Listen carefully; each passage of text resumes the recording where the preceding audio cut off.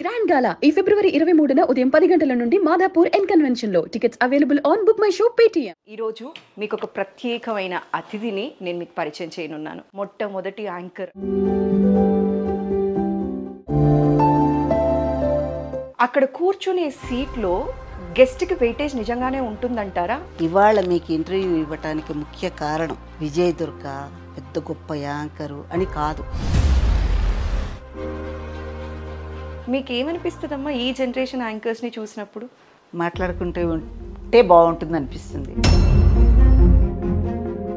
Journalism పైన memes, cartoons, celebrities సర్కాస్టిక్గా మాట్లాడే విధానం చాలాసార్లు బాధపడ్డానమ్మా. ఈ థంబ్నెయిల్స్ అవి చూసి యూట్యూబ్లో సావిత్రి గారి గురించి, హరినాథ్ గారి గురించి సందర్భం వచ్చింది కాబట్టి చెప్తున్నా సురేఖ. ఇది చాలా ఇంపార్టెంట్. నేను చెప్పేది ఎందుకనంటే ఈ తరం యాంకర్స్కి కానీ మాలాంటి వాళ్ళకి ఇచ్చే సలహా కానీ ఏంటం? ఈవెన్ స్క్రీన్ మీద అనౌన్స్మెంట్ చేసినా ఇంతవరకు ఎప్పుడు చీర తప్ప ఇంకో డ్రెస్ వేసుకొని నేను చేయలేదు. నన్ను యాక్సెప్ట్ చేయలేదా జనం?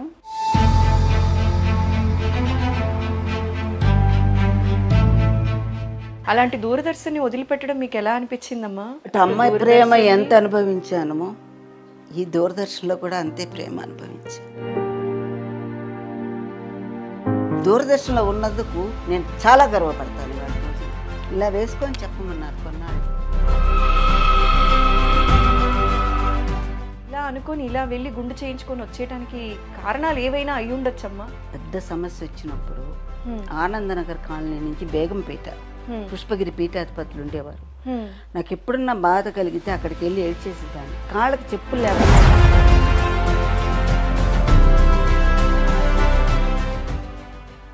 ఒక మాట అన్నారు, కళ్ళు తడవకుండా జీవితాన్ని దాటలేమమ్మా అని అన్నారు. కాళ్ళు తడవకుండా సముద్రాన్ని సముద్రాన్ని కళ్ళు తడవకుండా జీవితాన్ని దాటలేము. నమస్కారం, ఐ డ్రీమ్ ప్రేక్షకులకు స్వాగతం. ఈరోజు మీకు ఒక ప్రత్యేకమైన అతిథిని నేను మీకు పరిచయం చేయనున్నాను. తెలుగు వాళ్ళకి పరిచయం అవసరం లేని వ్యక్తి ఆవిడ మాటలతోటే నిద్ర మేల్కున్న తెలుగు వాళ్ళు ఎందరో. దేశం నలుమూలలా ఏం జరుగుతుందో తెలుసుకోవాలి అని చెప్పి టీవీలో ఆవిడ ఎప్పుడు వస్తుందా అని ఎదురు చూసిన వాళ్ళు తెలుగు వాళ్ళు ఇంకెందరో. తెలుగు భాషా ప్రియులందరికీ వారు మాట్లాడే మాటలు అమృతంలా వినిపిస్తూ ఉంటుంది, అలా స్వీకరిస్తారు. ఆవిడ చీర కట్టుకి, ఆవిడ స్టైల్కి ఆడవాళ్లలో ఎంత ఫ్యాన్ బేస్ ఉందో ఇక నేను సపరేట్గా చెప్పాల్సిన అవసరం లేదు. వారే మన విజయ్ దుర్గ గారు. వారితో మాట్లాడి మరిన్ని విషయాలు నేను తెలుసుకొని మీకు తెలియచేస్తాను. నమస్కారం అండి. నమస్కారం అమ్మా. అమ్మ, చాలా సంతోషంగా ఉంది ఇవాళ నేను మిమ్మల్ని కలవటం. మొట్టమొదటి యాంకర్ మీరు. అవునమ్మా. ఏదైనా సరే అనర్గళంగా చేసేయగలరు. మాలాంటి వాళ్ళందరికీ కూడా మీరు ఆదర్శం అమ్మ. థ్యాంక్ యూ అమ్మ. అయితే ఫస్ట్ నేను తెలుసుకోవాలనుకుంటున్నది ఏంటి అంటే, అప్పుడు ఎలా ఉన్నారో ఇప్పుడు అలానే ఉన్నారు, టీవీలో ఎలా ఉన్నారో ఎదురుగా కూడా అంతే అందంగా ముద్దుగా ఉన్నారు. అయితే అమ్మ, మీ ఆడవాళ్ళని వయసు అడగకూడదు, మగవాళ్ళని సంపాదన అడగకూడదు, కానీ నాకెందుకో మిమ్మల్ని చూసిన తర్వాత మీ వయసు తెలుసుకోవాలి అనిపిస్తోందమ్మా. మీ ప్రశ్నలోనే సమాధానం ఉంది కదా. ఇప్పటికీ కూడా మీరు ఆన్ స్క్రీన్ కనిపిస్తే ఇలా అప్పచెప్పుకొని చూస్తూ ఉంటాం అన్నమాట, కళ్ళు అప్పచెప్పి. అప్పుడప్పుడే ఇప్పుడిప్పుడే. బహుశా నేను మాట్లాడిన కన్వర్జేషన్ మీకు నచ్చితే లాస్ట్లో రివీల్ చేయండి అమ్మా.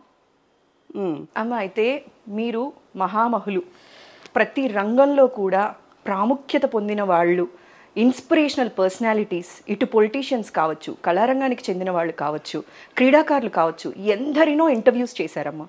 వాళ్ళ అంతరంగం బయట పెట్టాలి అంటే విజయ్ దుర్గ గారే ఎదురుగా ఉండాలి అన్న సెలబ్రిటీస్ కూడా ఉన్నారు. ఒక హోస్ట్కి అంత ఇంపార్టెన్స్ ఉందమ్మా. అదేలాగా ఎదురుగా కూర్చునే గెస్ట్కి అంతకంటే ఎక్కువ ప్రయారిటీ ఉంది. ఇప్పుడు చూసినట్లయితే అక్కడ కూర్చునే సీట్లో గెస్ట్కి వెయిటేజ్ నిజంగానే ఉంటుందంటారా? What do you see? ఇప్పుడు చిన్న మాట చెప్తా సురేఖ గారు. మీకు ముందర నేను ఇవాళ మీకు ఇంటర్వ్యూ ఇవ్వటానికి ముఖ్య కారణం విజయ్ దుర్గ పెద్ద గొప్ప యాంకరు అని కాదు. మా అమ్మ దూరదర్శన్ కోసం ఇస్తున్నా. నాకు జన్మనిచ్చింది మా అమ్మ, జీవితాన్ని ఇచ్చింది అమ్మ దూరదర్శన్. ఇవాళ విజయదుర్గ ఇంటి పేరంటే దూరదర్శన్ విజయదుర్గే. దూరదర్శన్ అంటే విజయదుర్గ బాగుందా అని అడుగుతారు. విజయదుర్గ కనిపించగానే నా దూరదర్శన్ గుర్తుకొస్తుంది. నా దూరదర్శన్ నాకంత అటాచ్మెంట్. నా జీవితంలో సింహభాగం దూరదర్శన్తో గడిచిపోయింది.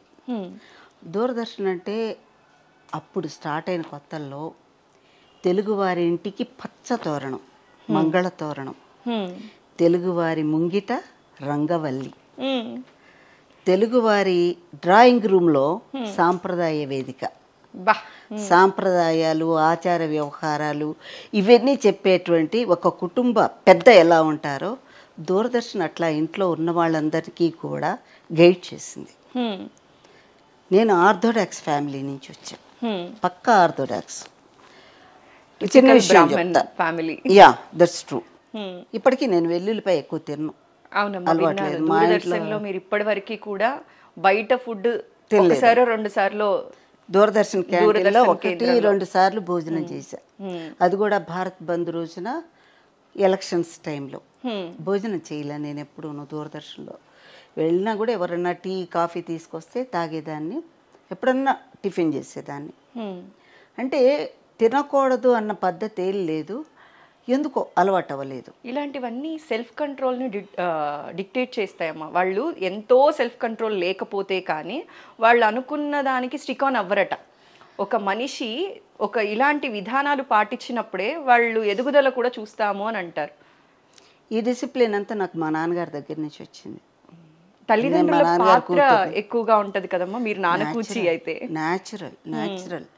ఎందుకనంటే మా నాన్నగారు, మా అమ్మ, మేము 6, 3 ఆడపిల్లలు, 3 మగ పిల్లలు, నేను ఆఖరిదాన్ని. నా తర్వాత ఒక తమ్ముడు ఉన్నాడు. వాళ్ళు 6 పిల్లల్ని ఒక కంట కనిపెట్టేవాళ్ళు. ఇప్పుడు ఒక్క పిల్లని 2 పిల్లల్ని పెంచటమే కష్టం కదా. మా అమ్మ, మా నాన్నగారు ఇంట్లో ఉంటే ఆయన బుక్స్ చదువుతూ ఉండేవారు. ఎప్పుడు బుక్స్ చదువుకోవటమో రాసుకోవటమో. ఆయనకి 6 లాంగ్వేజెస్ వచ్చు మా నాన్నగారికి. ఇప్పుడు అయోధ్య ఇష్యూ వచ్చింది కాబట్టి ఒక మాట చెప్తాను మీకు. అయోధ్య కనక మహల్ ఉంది కదా, అందులో మా నాన్నగారు 2 సార్లు రామాయణ పారాయణ చేశారు. 2 సార్లు రామాయణం. కలెక్టర్ గారు పిలిచారు, అయోధ్య కలెక్టర్ గారు పిలిస్తే మా నాన్నగారు రెవెన్యూ డిపార్ట్మెంట్లో తహసీల్దార్ చేసి రిటైర్ అయ్యారు విజయవాడలో. రిటైర్మెంట్ తర్వాత అయోధ్య నుంచి కలెక్టర్ గారు కబురు పెట్టారు నాన్నగారికి. నాన్నగారిది సంస్కృత రామాయణం ఇంత ఉంటుంది. అయోధ్య వెళ్ళి 2 సార్లు అక్కడ పారాయణ చేసి వచ్చారు. మా నాన్నగారు ఎప్పుడు కనక మహల్ ఇష్యూస్, అయోధ్యలో రాముల వారి గురించి, అక్కడ యాక్చువల్గా జరిగిన ఇన్సిడెంట్స్, యథార్థ గాథలని చెప్పేవారు.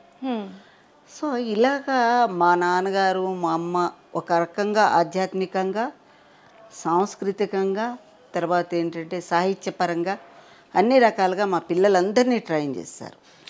మా 6 ఒకటే అలవాటు. సాహిత్యం అంటే ఇష్టం, సంగీతం అంటే ఇష్టం. ఇవన్నీ మా 6లోనూ. మా 6 6 దేశాల్లో పెట్టి ఓ ప్రశ్న అడిగితే 6 నుంచి ఒకటే సమాధానం వస్తుంది. అటువంటి డిసిప్లిన్ అన్నమాట. మా ఇంటికి మా నాన్నగారు, నాన్నగారికి బాగా క్లోజ్ సినిమా రంగం. అప్పుడు నాగయ్య గారు, లింగమూర్తి గారు, రేలంగి గారు అని ఒక కమెడియన్ ఉండేవారు. ఆయన చాలామంది వచ్చేవారు. అట్లాగా ఇది ఇట్లా ఉండేది.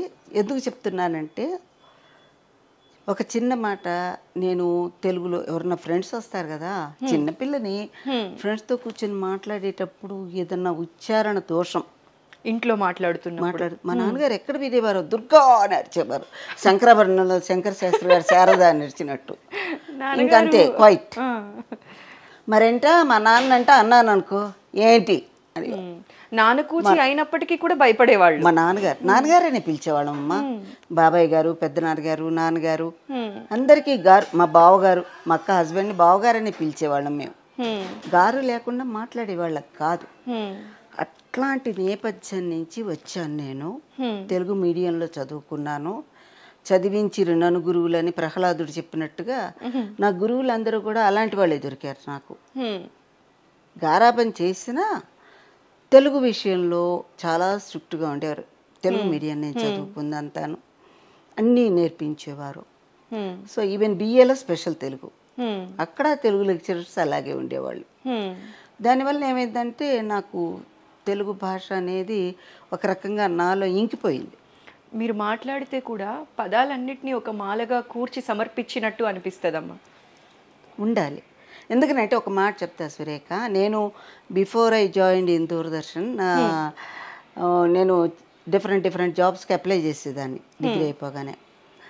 సో మా అమ్మగారికి ఒప్పుకుండేది కదా, ఆవిడకి ఎందుకు ఈ ఉద్యోగం ఎందుకు ఆ ఉద్యోగం, అన్ని ఉద్యోగాలు వచ్చేవి నాకు. ఇంటర్వ్యూకి వెళ్తే ఎయిర్ హోస్టెస్ జాబ్ కూడా అప్లై చేస్తే అది కూడా వచ్చింది.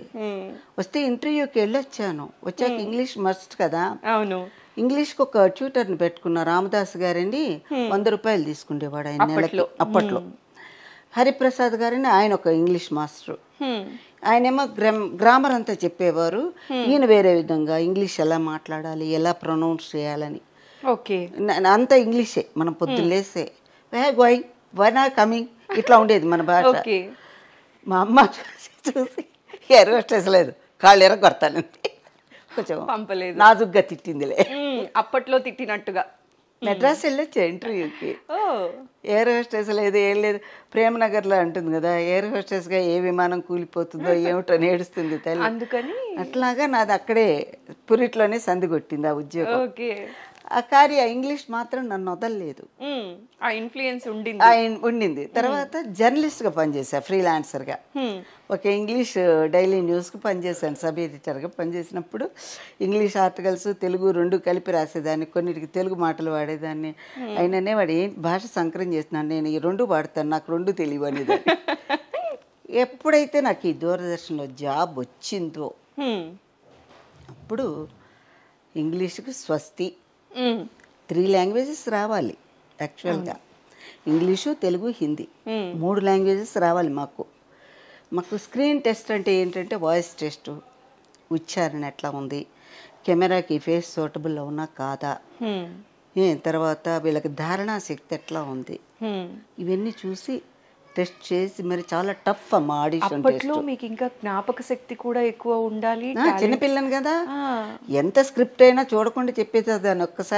ఒక్కొక్కసారి మేకప్ చేసుకుంటూ మేకప్ మ్యాన్ చదవమనేదాన్ని. మేకప్ మ్యాన్ చదివేవాడు, అది అలాగే తీసుకెళ్ళిపోయి చెప్పేసేదాన్ని.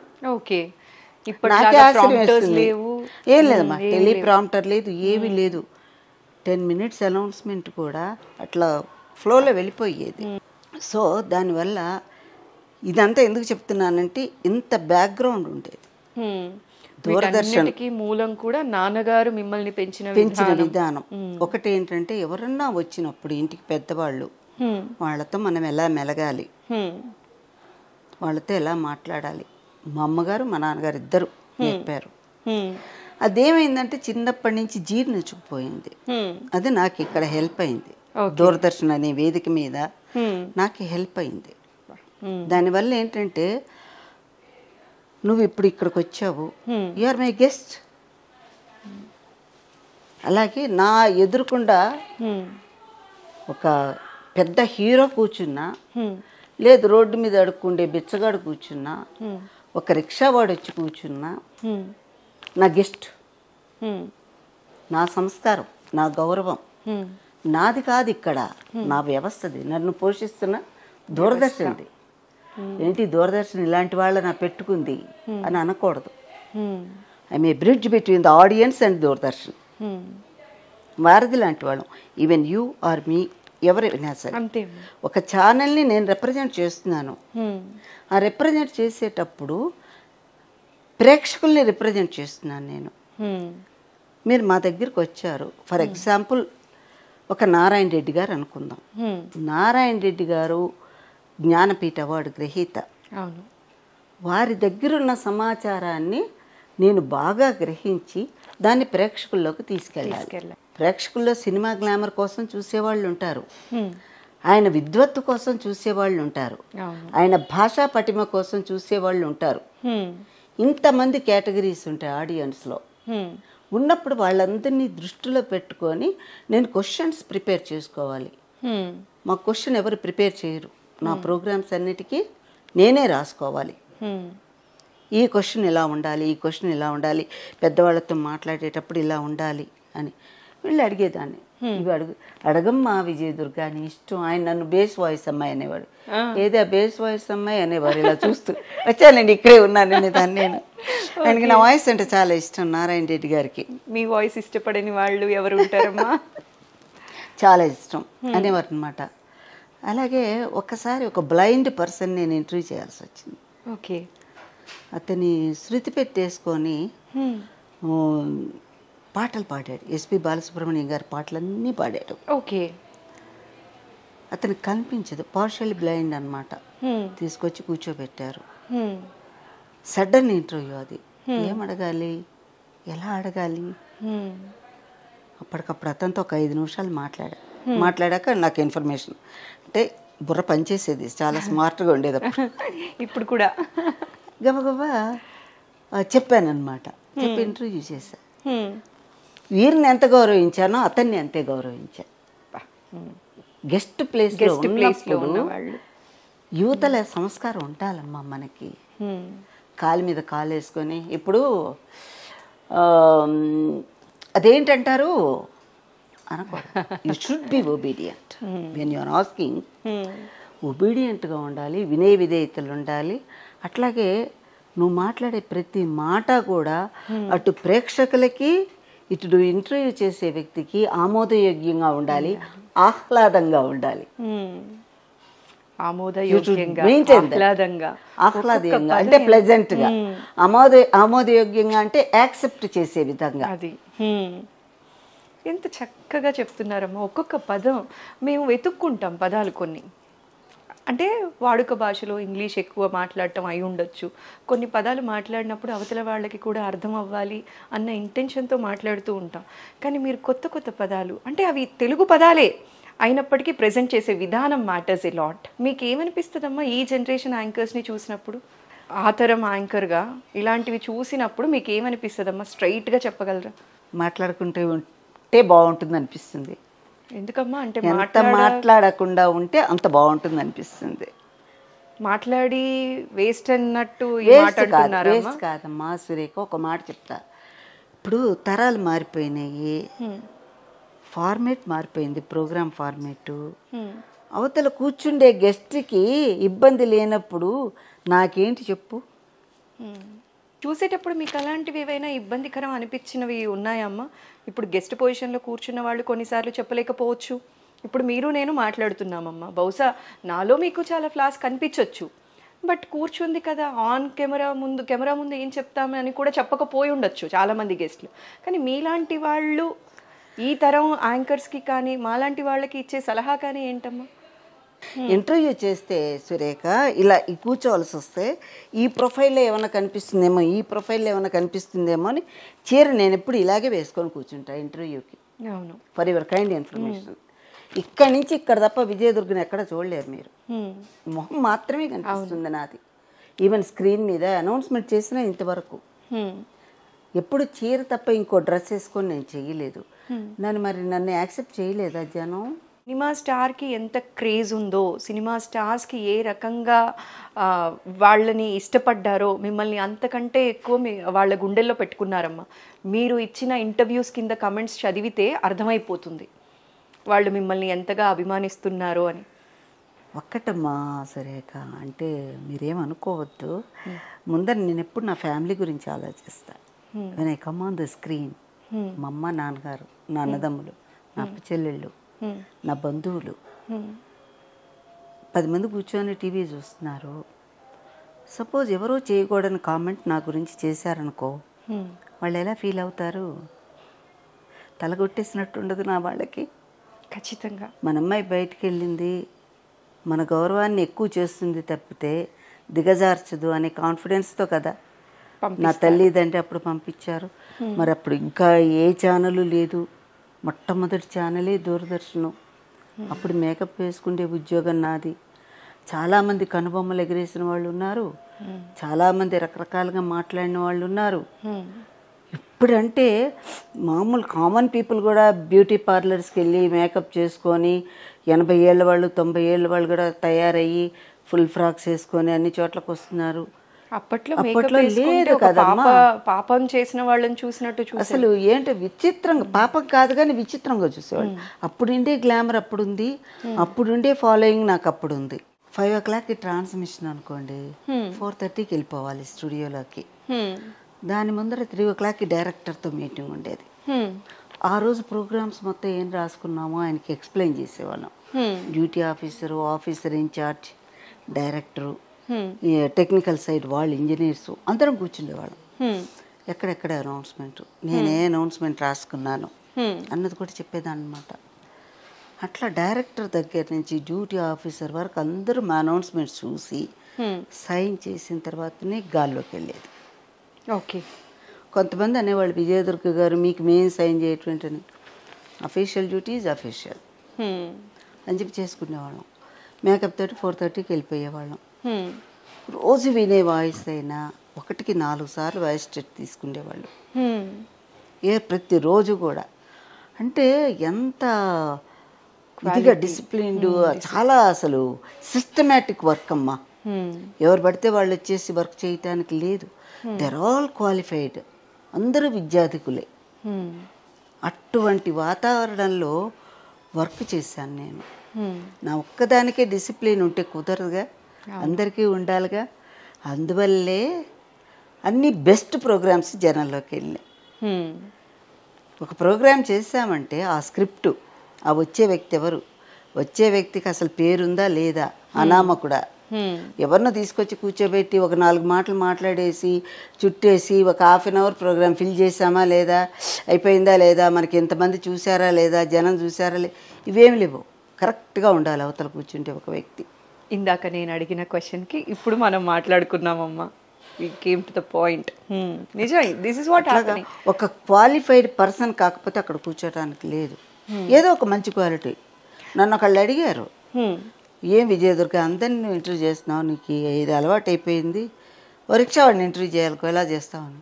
రిక్షావాడిని కూడా ఇంటర్వ్యూ చేస్తాను, ఎందుకు చేయను, శుభ్రంగా చేస్తాను. ఒక రిక్షా ఆయన వచ్చాడు, ఆయన పేరు ఏదో సుబ్బయ్యో వెంకయ్యో అనుకుందాం. నమస్కారం సుబ్బయ్య గారు, బాగున్నారా? బాగున్నానండి. మీరు రోజు పొద్దున ఎన్ని గంటల నుంచి ఎన్ని గంటల వరకు రిక్షా తొక్కుతారు? అమ్మా ఇన్ని గంటల నుంచి ఇన్ని గంటల వరకు. అవును, రిక్షాకి 3 చక్రాలు ఉంటాయి కదా, హైదరాబాద్లో ఎగుడు దిగుళ్ళు ఉంటాయి. హైదరాబాద్ అప్ అండ్ డౌన్ అప్పట్లో ఎగుడు దిగుళ్ళు ఉంటాయి కదా, అటువంటిప్పుడు ఎక్కేటప్పుడు దిగేటప్పుడు మీరేం ప్రాబ్లమ్స్ ఫేస్ చేయరా? ఎందుకు జీవమ్మా, బోల్డ్ అని చేస్తాం. మధ్యలో మీరు అప్పెక్కేటప్పుడు చైన్ ఊడిపోయింది అనుకోండి, అప్పుడు ఏం చేస్తారు? అడగాలనుకుంటే టైర్ పోయింది అనుకోండి, అప్పుడు ఏం చేస్తారు? ఒకవేళ బరువు కంటే ఎక్కువ ఉన్నారు అనుకోండి, అప్పుడు ఏం చేస్తారు? అన్ని తన ప్రొఫెషన్ కి రిలేటెడ్ క్వశ్చన్సే. అప్పటికప్పుడు ఫ్రేమ్ చేసుకోవాలి. ఏమండి అని పిలుస్తాం. అప్పుడు కూడా నేను ఏమండి అని పిలుస్తాం. ఒక అతిథికి ఎంత గౌరవం ఇవ్వాలో అదే గౌరవం ఇస్తా. నేను ఇక్కడ హోస్ట్ని, ఘోస్ట్ని కాదు. అర్థమైందా? ఈ మాట ఎందుకు చెప్పాను అర్థమైందా? స్పాంటనిటీ అమ్మా, నేను హోస్ట్ ని గోస్ట్ ని కాదు. అందువల్ల చమత్కారం కూడా అట్లా యాడ్ చేసేస్తారు మీరు మాటల్లో. అతిథి మర్యాద అనమాట. సో మన దగ్గరకు వచ్చాడు కాబట్టి ఏదో చుట్టేద్దాంలే, చూస్తారులే అనుకుంటే పద్ధతి మాత్రం ఎప్పుడు మేము పెట్టుకోలేదు. మొట్టమొదట నేను జాయిన్ అయిన రోజున ఏ విధంగా అనౌన్స్మెంట్ చేశానో, లాస్ట్ డే ఇంకా రేపు రిటైర్ అవుతాననగా అమ్మా మీరు ఆ రోజు పిలిచి ఓ ప్రోగ్రామ్ చేయమన్నాను. విజయదుర్గ నువ్వు రేపు రిటైర్ అయిపోతున్నావు, ప్రోగ్రామ్ చెయ్యాను.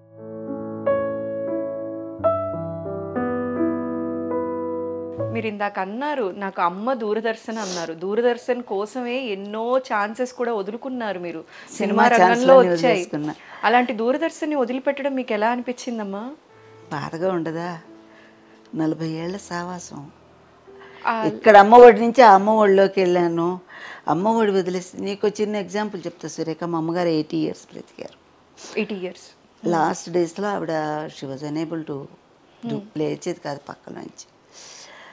నేను ఇప్పుడు నాకు పచ్చిమిరపకాయలు పడవు, చెయ్యంత మండుతుంది, మొహం అంతా మండుతుంది. మా అమ్మగారు చిన్న రోల్ పెట్టుకుండేది. మా ఇంట్లో ఇప్పటికీ రోటి పచ్చళ్ళు చేసుకుంటాం ఇంట్లో. నేను నువ్వు పచ్చిమిరపకాయలు చేయలేవు కానీ నేను చేస్తాను ఇవ్వు అనేది. అంత చిన్న రోల్ పెట్టుకుని ఆవిడ నూరు ఇచ్చేది. అది స్పూన్తో తీసిచ్చి ఒక ప్లేట్లో ఇచ్చి ఇలా చేయి ఇలా చేయి అని చెప్పేది. ఆవిడ ఎట్లా చెప్తే అట్లా చేసేదాన్ని. అయితే ఆఖరి రోజుల్లో ఇంకా ఆవిడ అన్నం కలుపుకుంటే అన్నం తీసిన ముద్ద నా నోట్లో పెట్టేది మా అమ్మ. ఇలా వెళ్ళిపోయింది మా అమ్మగారు చెయ్యి, ఇలా వెళ్ళిపోయింది లాస్ట్ డేస్లో. ఆ చేతనే ఆవిడ అన్నం కలుపుకొని దా అని పెట్టి నా నోట్లో పెట్టింది ఆవిడ. ఇటు అమ్మగారిని అటు అమ్మాయి ప్రేమ ఎంత అనుభవించానమో ఈ దూరదర్శన్లో కూడా అంతే ప్రేమ అనుభవించాను. దూరదర్శన్లో అందరూ మిమ్మల్ని మహారాణిలాగా చూసుకునేవాళ్ళు, చాలా గారాభంగా చూసుకునేవాళ్ళు. మా డైరెక్టర్స్ అందరూ కూడా ఎవరన్నా ప్రెస్ వాళ్ళు అప్పుడు బాగా పేపర్స్ వాళ్ళు కవర్ చేశారు, ఇంటర్వ్యూస్ తీసుకునేవాళ్ళు. వచ్చి ఇంటర్వ్యూ చేయాలంటే విజయదుర్గని ఇంటర్వ్యూ చేయండి అని చెప్పేవాళ్ళు మా డైరెక్టర్స్. ఏదైనా ఒక ఇంపార్టెంట్ ప్రోగ్రామ్ ఉంది, మన బీజేపీ బండారు దత్తాత్రేయ గారు ఉన్నారు, అది న్యూస్ సెక్షన్ వాళ్ళు చేశారు. వార్తలు అంటే శాంతి స్వరూప్ గారు వార్తలు చదివేవారు కదా, ఆ వార్తా విభాగం వాళ్ళు కొన్ని ప్రోగ్రామ్స్ చేసేవాళ్ళు. చేసినప్పుడు ఏం చేశారంటే వాళ్ళు కొన్ని ప్రోగ్రామ్స్ ఇంటర్వ్యూస్ ప్లాన్ చేసి చేసేవాళ్ళు, ఇంపార్టెంట్ ఇంటర్వ్యూస్. వాళ్ళు కూడా నన్ను పిలిచి ఇంటర్వ్యూస్ చేయించేవారు. ఓకే. ఇప్పుడు నేనంటే రెగ్యులర్ ట్రాన్స్మిషను, నా ప్రొడ్యూసర్స్ ఒక 20 మంది ఉంటే దాదాపుగా ఒక 10 మంది పర్మనెంట్గా నన్నే పిలిచేవారు ప్రోగ్రామ్స్కి. ఫర్ ఎగ్జాంపుల్ నేను సెలవుల్లో వెళ్ళిపోతున్నాను అనుకోండి, ఒక 15 రోజులు వాళ్ళకి చెప్పేదాన్ని, ఇట్లా 15 రోజులు సెలవుల్లో వెళ్ళిపోతున్నాను. వాళ్ళు ఏం చేసేవాళ్ళు, నేను సెలవుల్లో వెళ్ళకముందే ఒక స్టూడియో చంక్ తీసుకొని, చంక్ అంటే ఏంటి, మార్నింగ్ 7 to 2, 2 to 9 ఉండేది మాకు. ఒకసారి జనరల్ షిఫ్ట్ ఉండేది 10 to 5. హెల్త్ ప్రోగ్రామ్స్ అవి ఉన్నాయి అనుకోండి, ఆ ప్రొడ్యూసరు నన్ను తప్పి ఇంకోళ్ళని పెట్టుకునేవాడు కాదు. ఒకే రోజు 5 డాక్టర్స్ ఇంటర్వ్యూస్ ప్లాన్ చేసి, విజయదుర్గ నువ్వు చేయాలి, 5 డిఫరెంట్ టాపిక్స్ డాక్టర్స్కి సంబంధించి, kidney, heart, liver, rheumatoid arthritis, ఇట్లా రకరకాలు చేసేదాన్ని. All in one. ఎందుకంటే మీకు దూరదర్శన్లో గౌరవం అంటే చెప్తున్నానమ్మా, మనం ఒక ఆర్గనైజేషన్లో పనిచేసేటప్పుడు వాళ్ళు అలా చూడకపోతే నేను ఇంత కంఫర్టబుల్గా ఉండేదాన్ని కాదు. I'm always thankful to my staff అందరికీ కూడా. వాళ్ళు అలా అవ్వటానికి కూడా మీరు వాళ్ళకి అంత దగ్గర అవ్వటం కూడా ముఖ్యం కదా. అప్రోచ్ మీరు కూడా ఎప్పుడైనా మన అప్రోచ్ ముఖ్యం అమ్మా, అది ఎప్పుడు మర్చిపోకూడదు. మనలో నేను చెప్పాను కదా, ఎప్పుడు నేను పొగరబోత్తనంగా లేను. ఒక్కటి సురేఖ, నేను దేవుడి ముందర కూర్చుంటే 3 పాయింట్స్ దండం పెట్టుకుంటా. మంచి వాళ్ళందరికీ ఎక్కువ ఆయుర్దార్యం, సమాజానికి పనికొచ్చే వాళ్ళకి, చెడ్డ వాళ్ళందరినీ మంచి వాళ్ళని చేసే. ఏ సెకండ్ కూడా నాలో అహంకారం అనేది ఉండకూడదు. నాకు అహంకారం అనేది ఏ సెకండ్ కూడా ఉండకూడదు. I follow that. ఎక్కడున్నా అక్కడే ఎంత పెద్ద పెద్ద అవార్డ్స్ వచ్చినా కూడా, నాకు 100,000 అవార్డ్స్ వచ్చినాయి.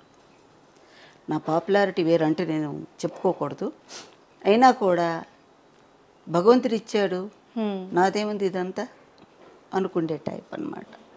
అందువల్ల ఇలాంటి క్వాలిటీస్ అన్నీ మనలో ఉన్నప్పుడు, అంటే నేను కావాలని తెచ్చుకున్నావు కాదు, స్వతహాగా నాలో ఉన్న క్వాలిటీస్ వల్ల నా స్టాఫ్ అందరూ కూడా విజయదుర్గ ఉంటే బాగుంటుంది, స్పెషల్ ప్రోగ్రామ్స్ పెట్టినప్పుడు అందరు ఏకగ్రీవంగా విజయదుర్గే యాంకరింగ్ చేయాలి, మన విజయదుర్గ ఉండాలని స్టాఫ్ అందరూ ఓటింగ్ చేసేవాళ్ళు. మీరు నిండుకుండమ్మా. అయితే సెలబ్రిటీ మీటింగ్ అయిపోగానే కిందకు వచ్చి, విజయదుర్గ స్పెషల్ ప్రోగ్రామ్ నువ్వే చేయాలని నేను డైరెక్టర్ గారితో చెప్పేవాళ్ళు. మంచిదండి అనేదాన్ని నేను. అయితే అమ్మ, మీరు రిటైర్మెంట్ తీసుకునే వరకు కూడా ఆదివారాలు లేవు, సెలవు దినాలు లేవు, స్పెషల్ అకేషన్స్ లేవు, ప్రతిరోజు బిజీగానే ఉన్నారు.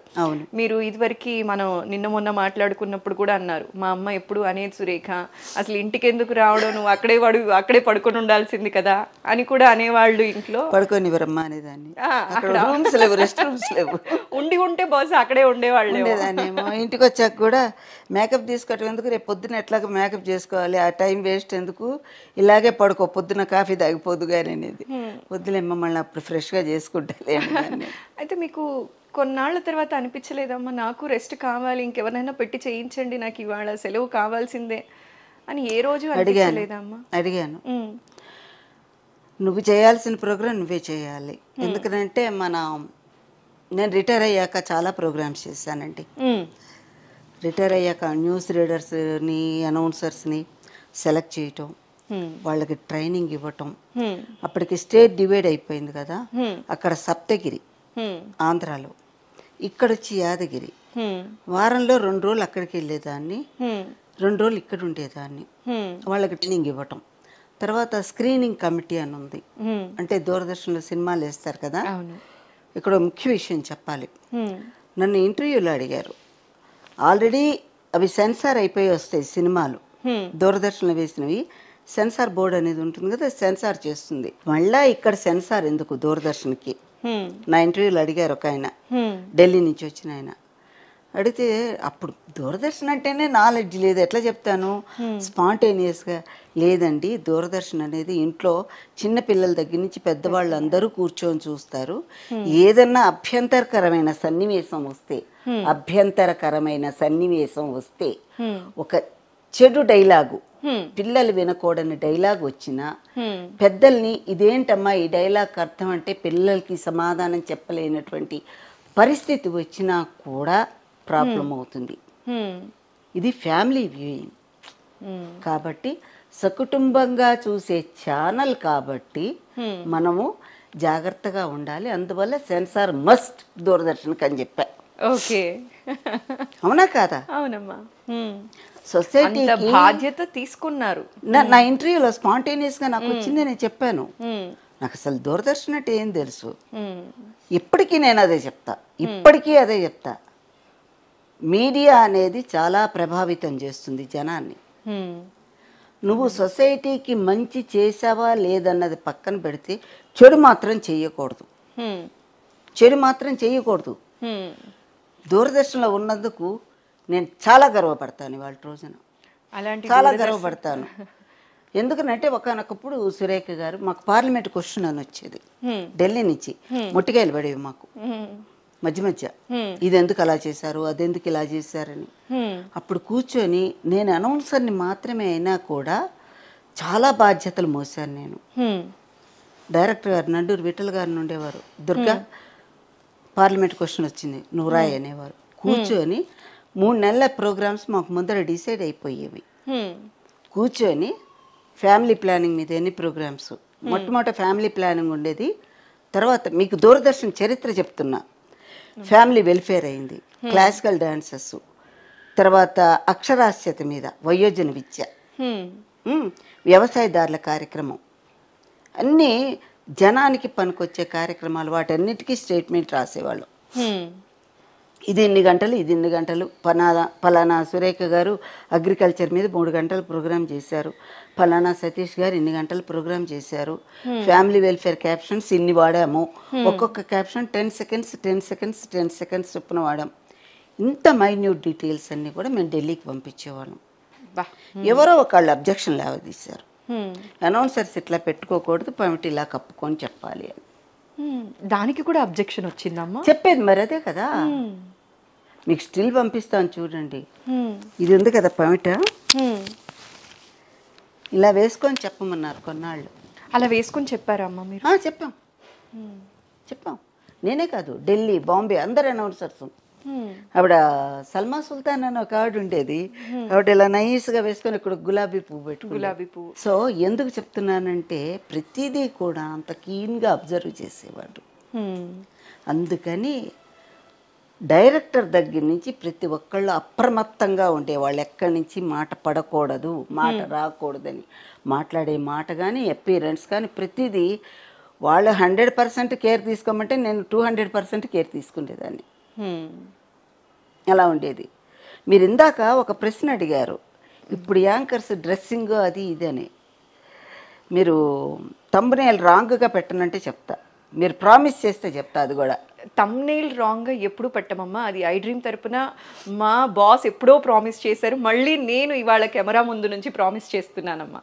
మీరు ఆ మాట ఇచ్చారు కాబట్టి నేను చెప్తున్నాను. ఇప్పుడు న్యూస్ రీడర్స్ న్యూస్ చదువుతున్నారు లేడీస్. ఒక లేడీ పేరు చెప్పను నేను. మాకేంటంటే న్యూస్ ఒక ½ అన్ అవర్ వెళ్తుంది, 7 to 7:30, 7:30 to 8 మారుతూ ఉంటాయి కదా. ఒకే న్యూస్ రీడర్ ఉండేవారు మొట్టమొదట్లో. ఆవిడ న్యూస్ చదివేటప్పుడు నేనేం చేసేదాన్ని అంటే నా అనౌన్స్మెంట్ చెప్పేసుకొని బయటకు వచ్చేసేదాన్ని. ఆ లైట్ల వేడికి ఉండలేక వచ్చి డ్యూటీ రూమ్లో కూర్చొని న్యూస్ చూస్తుండేదాన్ని. ఆవిడ న్యూస్ చదువుతున్నారు, మా పెద్ద ఆఫీసరు. ఆయన వచ్చి యగాదిగా చూసి న్యూస్, ఏంటయ్యా అన్నీ కనిపించాలా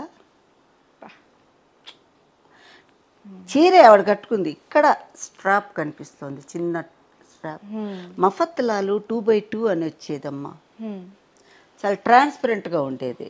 అంటే విడిగా మీకు తెలియదు, ఈ లైట్లు పడతాయి కదా, లైట్లు పడ్డప్పుడు అది కొంచెం ఎక్కువగా కనిపిస్తుంది. లైట్లు పడనంత వరకు బాగానే ఉంటుంది ఆ బ్లౌజు, లైట్లు పడ్డాక చాలా ప్రామినెంట్ కనిపిస్తుంది అనమాట. పైగా ఈ కెమెరా కళ్ళకి అన్నీ దొరికిపోతాం. దొంగ అనేటప్పటికి నాకు ఒక్కసారి కాళ్ళు చేతులు వణికిపోయినాయి. ఆవిడ నన్నారు, రేపు నన్నరా అని. మన్నాడు ఏం చేశాను తెలుసా, ఓల్డ్ సిటీలో ఒక షాప్ ఉంది, నాకు తెలిసిన షాప్. వాళ్ళ దగ్గర అన్ని ప్యాంట్ పీసెస్ మిగిలిపోతాయి, మీటరు 2 మీటర్లు ప్యాంట్ పీసెస్. వెళ్ళి ఉన్న షేడ్స్ అన్నీ తెచ్చేసుకున్నా, తెచ్చుకొని జాకెట్లు కుట్టించుకున్నా. యూ డోంట్ బిలీవ్, ప్రతి ఆడపిల్ల కూడానమ్మా, నేను ఒక మాట చెప్తాను, నన్ను తిట్టుకున్నా సరే ఏమనుకున్నా సరే, who ever comes on the screen ముందర మన అమ్మా నాన్న గురించి, మన తోబుట్టువుల గురించి ఆలోచించాలి. నిజమమ్మా, అది నేను అనేది. చాలా మంచి మెసేజ్ ఇచ్చారమ్మా. మన అమ్మా నాన్న గురించి, ఎందుకనంటే కాళ్ళు తడవకుండా సముద్రాన్ని దాటచ్చు కానీ కళ్ళు తడవకుండా జీవితాన్ని దాటలేమని ఉంది. ప్రతి ఆడపిల్ల జీవితంలో ఉంటాయి, కానీ మరికొన్ని రాళ్ళు మరికొంత బురద బయట వాళ్ళతో చల్లించుకోకుండా మనం జాగ్రత్త పడితే మంచిదేమో ఆడపిల్లలో అనిపిస్తుంది ఒక్కొక్కసారి నాకు. అమ్మలాగా అందరు ఆడపిల్లలకి మీరు మెసేజ్ ఇచ్చినప్పుడు ధైర్యంగా ఇవ్వచ్చమ్మా, మాకు కూడా ఇలాంటి సలహాలే కావాలి చెప్తే వినేవాళ్ళు ఉన్నారమ్మా. ఇప్పుడు చీర కట్టుకుంటే వద్దని ఎవరంటారు? డ్రెస్ వేసుకోవచ్చు, చీర కట్టుకోవచ్చు, ఏదైనా వేసుకోవచ్చు, కానీ అది వాళ్ళ ఇష్టం, వాళ్ళ వ్యక్తిత్వాలు, వాళ్ళకి ఇంట్లో ఎంకరేజ్ చేయబట్టే వేసుకుంటున్నారని అనుకోవాలి మనం. మీడియాలో మరి ఛానల్స్ కూడా వాళ్ళు అలాంటి డ్రెస్ వేసుకోవాలని ఏమన్నా అంటున్నారేమో, వాటి గురించి నేను విమర్శించను, కామెంట్ చెయ్యను. కానీ అంటే మనం కాయిన్కి ఒకవైపు మాత్రమే మనం మాట్లాడి అంటున్నాం, కానీ అమ్మ ఆడియన్స్ వైపు కూడా అలాగే ఉంది. చీర కట్టుకున్న అమ్మాయికి వచ్చే ఆదరణ ఒక రకం అయితే, స్కిన్ షో చేసే యాంకర్స్కి ఆదరణ ఇంకొకలాగా ఉంటుంది. మీకు చిన్న ఎగ్జాంపుల్ చెప్పనా, సరదాగా చెప్తున్నా, దీనికి కూడా thumbnail రాంగ్ పెట్టకూడదు. పెట్టనమ్మా, ఆల్రెడీ వి ప్రామిస్డ్ అమ్మా, ఆల్రెడీ ఇది ఎప్పుడో ప్రామిస్ చేసింది ఐ డ్రీమ్. మళ్ళీ ఈ రోజు నేను మీకు 2 సార్లు కాదు 3 సార్లు కాదు ఎన్ని సార్లు అయినా చెప్తామమ్మా, thumbnail విషయంలో ఐ డ్రీమ్ ఎప్పుడు పర్టికులర్గా ఉంటుంది, ఈ విషయంలో మాత్రం ఎటువంటి ఇది జరగదమ్మా. శంకరాభరణం రిలీజ్ అయిన కొత్తల్లో 80లో క్వైట్ ఇంట్రెస్టింగ్. అయితే అప్పుడు నన్ను బాలసుబ్రహ్మణ్యం గారిని ఇంటర్వ్యూ చేయమన్నారు. ఆ టైంలో జయచిత్ర, చిల్లర కొట్టి చిట్టిమ్మ హీరోయిన్ జయచిత్ర గారు తెలుసు కదా, ఆవిడని పిలిచి ఆవిడని ఇంటర్వ్యూ చేశారు. బాలసుబ్రహ్మణ్యం గారు అందరు సినిమా వాళ్ళని అప్పుడు ఇంటర్వ్యూ చేశాం. బాలసుబ్రహ్మణ్యం గారిని శంకరాభరణంలో ఎలా పాటలు పాడారు, అవకాశం ఆయనకి. ఇంకొక విషయం చెప్పాలి, సుశీల గారు, బాలసుబ్రహ్మణ్యం గారు, శైలజ గారు, వసంతలక్ష్మి గారు, వీళ్ళందరూ వచ్చి మా దూరదర్శన్లో పాటలు పాడారు, light music songs, excellent songs. అప్పుడంతా శంకరాభరణం హవా, ఎక్కడ చూసినా శంకరాభరణం, ఎక్కడ చూసినా శంకరాభరణం. మంజు భార్గవి ఇంటర్వ్యూ చేయాలన్నారు. ఓకే, మంజు భార్గవి గారు మా దగ్గర క్లాసికల్ డాన్స్ చేశారు. వీళ్ళందరూ వచ్చేవాళ్ళు, మంజు భార్గవి గారు, డాక్టర్ పద్మా సుబ్రహ్మణ్యం, శోభా నాయుడు గారు, మంజు భార్గవి గారు చాలా రోజులు చేశారు, వీళ్ళందరూ క్లాసికల్ డాన్స్ చేసేవాళ్ళు మా దగ్గరకు వచ్చి. పెద్ద పెద్ద మంగళంపల్లి బాలమురళి కృష్ణ గారు, నూకల చిన్న సత్యనారాయణ గారు, నేదునూరి కృష్ణమూర్తి గారు, ఇట్లాంటి వీళ్ళందరూ కూడా క్లాసికల్ వోకల్. పెద్ద పెద్ద వాళ్ళందరూ ఒక్కళ్ళు కాదు, చాలా మంది, అందరూ వాళ్ళని చూడాలని తాతలాడిన వాళ్ళు. వాళ్ళు లైవ్ కాన్సర్ట్ చేస్తుంటే నేను ఇలా ఉండి చూసిందాన్ని, ఎంత అదృష్టం నాది. అంతే కదా. ఆ తరుణంలో, అంటే ఆ టైంలో, ఆ సమయంలో, తరుణం అంటే తరుణం అనే దానికి ఎన్ని మీనింగ్స్ చెప్పారమ్మా, ఇప్పటి వాళ్ళకి అర్థమవుతుందా అర్థం కాదా, మళ్ళీ తరుణం అన్నామే అని చెప్పి ఇమ్మీడియట్ గా తరుణం అంటే మరి కొంతమందికి అర్థం కాకపోవచ్చు. అంటే ఒక వాక్యం పక్కన ఒక వాక్యంలో ఏ మాట ఎక్కడుంటే సందర్భోచితంగా ఉంటుంది, అందంగా ఉంటుంది, ఆ సెంటెన్స్ యొక్క వెయిటేజ్ పెరుగుతుంది అన్నది చెప్పడానికి నేను వాడా తరుణం అని. మంజు భార్గవి గారు ఇంటర్వ్యూ అన్నారు. ఇంకా చూడు, శంకరాభరణం ఫీవర్లో ఉన్నాం అందరం అప్పుడు. అసలే మీకు సంగీతం అంటే చాలా ఇష్టం, చాలా ప్రాణం. నిద్రపోయేటప్పుడు 2 గంటలు క్యాసెట్ పెట్టుకొని వినేసి పడుకుండేదాన్ని, ఆ పాటలు వింటూ నిద్రపోయేదాన్ని. ఆవిడ వస్తోంది మధ్యాహ్నం అన్నారు. మాకేమైంది, studio already occupied, okay, shootings ఉన్నాయి, అవుట్డోర్ పెట్టారు. ఆఫీస్ పక్కన పెద్ద తోట ఉండేది, పెద్ద పెద్ద చెట్లు అవి. అక్కడ 2 చైర్స్ వేశారు, అంతా ఇలాగే కెమెరాస్ అన్నీ పెట్టారు, సెటప్ అయిపోయింది. నేనేం చేశాను, శంకరాభరణంలో మంజు భార్గవి కదా అని చక్క మీలాగే ఇంతంత బుట్టలు, ముత్యాలవి కెంపులవి అన్నీ కలిసిన బుట్టలు, పెద్ద సెట్టు, కంచిపట్టు చీర ఇంత బార్డర్ది, ప్యారెట్ గ్రీన్ది బార్డర్ ఉన్నది చీర కట్టుకుని రెడీ అయి కూర్చున్నా. ఇంకా ట్రెడిషనల్గా తల నిండా పూలు, జుట్టు పొడుగుండేది అప్పుడు. అసలే అందరు వెయిట్ చేస్తూ ఉంటారు ఇవాళ విజయ్ దుర్గ గారు ఏ చీర కట్టుకొని కనిపిస్తారా అని. తల నిండా పూలు పెట్టుకొని ట్రూ ట్రెడిషనల్, అచ్చం తెలుగమ్మాయి అంటే ఇలా ఉండాలి అన్నట్టుగా 16 అణాల తెలుగమ్మాయిని. అణాలు పోయినా సామెత మాత్రం ఎవర్ గ్రీన్ అనుకోండి. కూర్చున్నా, వస్తుంది వస్తుంది వస్తుంది వస్తుంది అన్నారు. కూర్చొని అందరూ యాంగ్జైటీ చూస్తున్నారు, ఆవిడని చూడాలి ఆవిడని చూడాలి. శంకరాభరణం తర్వాత ఆవిడ ఎక్కడికో వెళ్ళిపోయారు, అంత ఇదిలో ఉన్నారు. కూర్చుంటే ఆవిడ వచ్చింది వచ్చింది వచ్చింది వచ్చింది. ఒకసారి చూశాను, మా కెమెరామ్యాన్ ఇలా చూశాడు. అందరూ ఎలా వచ్చారు తెలుసా, జీన్ ప్యాంటు, ఇంతవరకు షర్టు, బ్యాగ్ ఒకటి తగిలించుకున్నారు, కళ్ళద్దాలు గాగుల్స్ ఇక్కడ పెట్టుకున్నారు, జుట్టు వదిలేశారు, వచ్చారు టక టక టక టక. శంకరాభరణంలో మంజు భార్గవి గారు ఏంటి ఇలా కూర్చుంటే నేనేమి ఇంటర్వ్యూ చేస్తా, నేనేమో చాలా సాగర సంగమంలో జయప్రద గారి లాగా నేను అలంకరించుకొని నేను కూర్చున్నా, పువ్వులు జడ. నేను మంజు భార్గవి గారు తెలుగు అమ్మాయి లాగా వస్తారు, మనం కూడా అలా ఉండాలి కదా మరి. అవును, దూరదర్శన్ ఎంట్రీ అంటే ఆవిడ చాలా ట్రెడిషనల్ గా వస్తుంది అనుకున్నా. ఎందుకంటే ఆవిడ క్లాసికల్ డాన్సర్లో బాగా మంచి మేకప్, ఆవిడ కాస్ట్యూమ్స్ బ్రహ్మాండంగా ఉండేవి మంజు భార్గవి గారివి. చాలా స్క్రీన్ ప్రెసెన్స్. మీరు సాగర సంగమంలో బాల కనకమే అది చూస్తే మీకు తెలుస్తుంది మంజు భార్గవి గారు ఎంత మంచి క్లాసికల్ డాన్సర్. వస్తుంది అనుకుంటే ఆవిడ జీన్ ప్యాంటు, ఆ షర్ట్ కూడా ఇక్కడ కొంచెం ఏదో గ్యాప్ ఉంది, నాకు బాగా గుర్తు, ఇక్కడ రిజిస్టర్ అయిపోయింది మైండ్ లో. ఇలా చూసే ప్రొడ్యూసర్ వంక చేసేటట్ట కాదనేటట్ట, అవునా కాదా, అసలు గాల్లోకి ఎలా పంపిస్తాం ఈ ప్రోగ్రాము. అసలే దూరదర్శన్ ఇక్కడ కొంచెం మడి ఎక్కువ, మాకు మడి కట్టుకుండే అలవాటు. అది 80s లో, అది ఇప్పుడు పోనీ ఒక 90s తర్వాత, ఇప్పుడు 2000 తర్వాత కొంచెం అడ్వాన్స్ అయిందిలేండి దూరదర్శన్ కూడా. 2000 తర్వాత కొంచెం మా వాళ్ళు కూడా ఆవకాయ అన్నంలోకి వచ్చేసారు, అన్నప్రాసన అన్నం నుంచి. ఇంకా అన్నప్రాసనలోనే ఉన్నాం అప్పటికి మేము.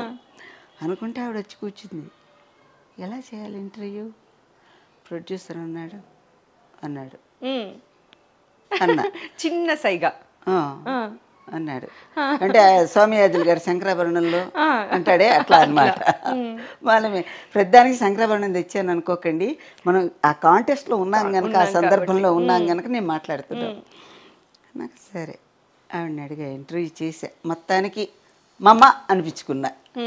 అది మరి తెలియదు తర్వాత రిజల్ట్ నాకు. ఎందుకంటే ఓ ప్రోగ్రామ్ తర్వాత ఓ ప్రోగ్రామ్ చేసుకుంటూ వెళ్ళిపోవటం తప్పితే నిలబడి ఈ ప్రోగ్రామ్ టెలికాస్ట్ అయిందా లేదా, ఈ ప్రోగ్రామ్ వచ్చిందా లేదా, నేను ఎట్లా ఉన్నాను చూసుకుండే, ఇది కూడా అన్నం తినటానికే టైం లేదు నాకు, టిఫిన్ చేయటానికి టైం లేదు. కొన్ని రోజుల పర్యంతం భోజనాలు లేకుండా, కాఫీలు లేకుండా ఉండేదాన్ని. మా అమ్మగారి ఇంటి నుంచి పనమ్మాయితోటి కాఫీ ఫ్లాస్క్లో పోసి టిఫిన్ పెట్టి అవన్నీ పంపించేది ఆవిడ చాలా రోజులు. మొన్న మా ఇంజనీర్ గారు గుర్తు చేస్తున్నారు, మీ పనమ్మాయి తెచ్చేది కదండి మీకు కాఫీ టిఫిన్ అవన్నీ అని. అంతే, పనిలో పడితే మాకు తెలిసేది కాదమ్మా. నేనే కాదు, మా స్టాఫ్ అందరం కూడా అప్పుడు పునాది రాళ్లలాగా మేము పనిచేస్తాం. పునాదికి మేమందరం కష్టపడ్డాం, దాని మీద ఒక అంతస్తు కట్టాం. దూరదర్శన్ ప్రభావానికి పనిచేసిన వాళ్ళందరం మేము.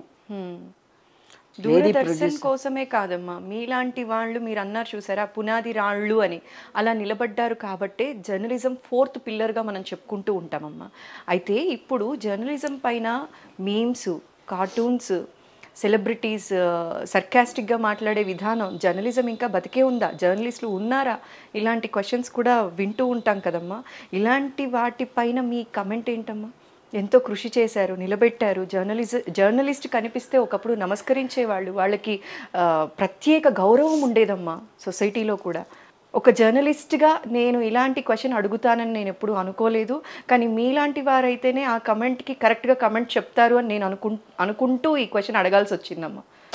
ఒకటి చెప్పనా, కొన్ని మాటలకి కొన్ని ప్రశ్నలకి సమాధానం ఉండదు, కొన్ని సమస్యలకి పరిష్కారం ఉండదు. ఇప్పుడు నేనున్నాను, ఒక చిన్న ఎగ్జాంపుల్ చెప్తానండి. అమ్మ చేతి భోజనం తినేవాడికి అమ్మ చేతి భోజనం రుచించినట్టు బయట ఎక్కడ తిన్నా మా అమ్మ చేయాల్సిందే తినాల్సిందే అనుకుంటాడు. ప్రతిరోజు ఇవాళ ఒక హోటల్లో, రేపు ఒక హోటల్లో, ఎల్లుండి ఒక హోటల్లో తినేవాడికి ఏముంటుంది రుచి కదా. రకరకాల రుచులు. ఇవాళ ఏ కొత్త రుచి దొరుకుతుంది అని పోతాడు వాడు. ఏదైనా సరే మనము ప్రజల్లోకి మంచిని తీసుకెళ్ళాలి. ఒక మాట, నేను మీరు అడిగిన మాటకి చాలాసార్లు బాధపడ్డానమ్మా. ఈ థంబ్నెయిల్స్ అవి చూసి యూట్యూబ్లో సావిత్రి గారి గురించి, హరినాథ్ గారి గురించి సందర్భం వచ్చింది కాబట్టి చెప్తున్నా సురేఖ. ఇది చాలా ఇంపార్టెంట్. నేను చెప్పేది ఎందుకనంటే, ఆ రోజున నేను ఎంతమంది పెద్దవాళ్ళని ఇంటర్వ్యూస్ చేశానో, గుమ్మడి గారు కానీ, ప్రభాకర్ రెడ్డి గారు కానీ, తర్వాత ఇంకా అంజలీదేవి గారు కానీ, వాళ్ళందరూ కూడా టాప్ పీపుల్. కృష్ణ గారు అలాగే సుమన్ గారు, వీళ్ళందరినీ ఇంటర్వ్యూ చేశారు దాదాపుగా. శాంతకుమారి గారు, ఋష్యేంద్రమణి గారు, వీళ్ళందరినీ ఇంటర్వ్యూ చేశాను. వాళ్ళ తర్వాత వాళ్ళ పిల్లలందరూ కూడా ఇప్పటికి నాతో టచ్లో ఉన్నారు. ఇంటర్వ్యూ అంటే అఫీషియల్గా అక్కడికి ఎండ్ అయిపోవాలి, ఎండ్ అవ్వలేదు నా జీవితంలో. ఇప్పటి వరకు కూడా వాళ్ళ ఫ్యామిలీస్తో నాకు అనుబంధం కొనసాగుతోంది. వాళ్ళకి ఎంత గౌరవం అంటే, మా నాన్నగారిని ఇంటర్వ్యూ చేసింది విజయదుర్గ, గుమ్మడి గారి అమ్మాయి అంది, మా నాన్నగారు సొంత కూతురుతో మాట్లాడినట్టు మాట్లాడారండి మీతో, నాకు చాలా ఆనందంగా ఉందని. ఆ కాంప్లిమెంట్ చాలదు నాకు? సరిపోదమ్మా, కడుపు నిండిపోయింది, నిండిపోతుంది. రామాయణంలో రాముడు చెప్తాడు, పోయిన వాళ్ళ గురించి చెడు మాట్లాడకూడదని. Do not talk ill about dead అని అదొకటి ఉంది. నువ్వు చెడిపోయిన వాళ్ళ మీద బురద చల్లి మురిసిపోతున్నావే, అది నీకు ఇబ్బంది అనిపించదు? ఇప్పుడు నిజంగా వాళ్ళని ప్రత్యక్షంగా చూసిన విజయదుర్గ ఉంది. విజయదుర్గ లాంటి వాళ్ళు ఎంతోమంది ఉన్నారు. వాళ్ళని విమర్శించడం ఎంత తప్పు? సావిత్రి గారు ఎంత క్షోభపడిందమ్మా. అవునమ్మా. ఒక మాట అనుకుందాం, ఎవరికి లేవు వీక్నెసెస్, బలహీనతలు ఎవరికి లేవు? ప్రతి ఈ మనిషి చెప్తున్న వాళ్ళందరూ వీక్నెసెస్ లేకుండా ఉన్నవాళ్ళేనా? Even if I'm perfect, I'm not suppose to criticize anyone, I'm not suppose to comment anyone. True, very true. నేను నీ వ్యక్తిగత జీవితంలోకి తొంగి చూడటానికి I do not have any right Surekha. ఇవాళ నాకు ఇంటర్వ్యూ కోసం వచ్చావు నువ్వు, అంతవరకే. నువ్వు చెప్తేనే వినాలి, బట్ విన్నదాన్ని ఇంకో మనిషికి నేను చెప్పకూడదు. ఎగ్జాక్ట్లీ. సావిత్రి గారిని నేను నెంబర్ ఆఫ్ టైమ్స్ కలిశాను. ఇంకా హరినాథ్ గారి అమ్మాయి పద్మజన్ ఉంది, అమ్మాయి నన్ను అక్క అని పిలిచేది. ఆ అమ్మాయి రోజు నేను మాట్లాడుకునేవాళ్ళం, ఇద్దరం రోజు మాట్లాడుకునేవాళ్ళం. ఒకసారి హరినాథ్ గారి గురించి ఏదో రాశారట, తాగేసి రోడ్డు మీద దొర్లి పడిపోయాడు, గుడ్డలు ఇప్పేసుకొని ఏదో రాశారట. ఆ అమ్మాయి ఏడ్చింది, అక్క చూడు నాన్న గురించి ఎలా పెట్టారో, నాకు చాలా బాధ అనిపించింది అని చెప్పి. ఇప్పుడు అమ్మాయి లేదు, షీఈ్ నో మోర్, వెళ్ళిపోయారు ఆవిడ. వెళ్ళిపోయారంటే నేను ఇంకోలాగా చెప్పలేక చెప్తున్నాను. నేను 2 మాటలు వాడతానమ్మా ఎవరి గురించి అయినా చెప్పాల్సి వచ్చినప్పుడు. నిష్క్రమించారు, వెళ్ళిపోయారు, అంతకుమించి ఇంకోటి మాట్లాడి. ఈ ప్రపంచం నుంచి నిష్క్రమించారు, ఈ ప్రపంచం నుంచి వెళ్ళిపోయారు.